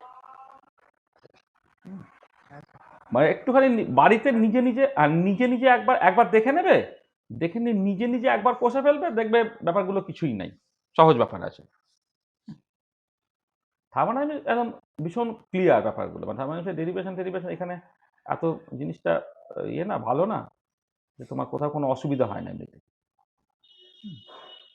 মানে একটু সুন্দর করে ডেরিভেশনগুলো স্টেপ ওয়াইজ কোথায় কি অ্যাজাম্পশন ব্যবহার করা হচ্ছে, কোথায় কি অ্যাপ্রক্সিমেশন ব্যবহার করছি, সেইগুলোর সম্বন্ধে তোমার একটা পরিষ্কার ধারণা থাকে আর সেটা তুমি করবে, দেখবে তোমার একদমই অসুবিধা কিছু হচ্ছে না।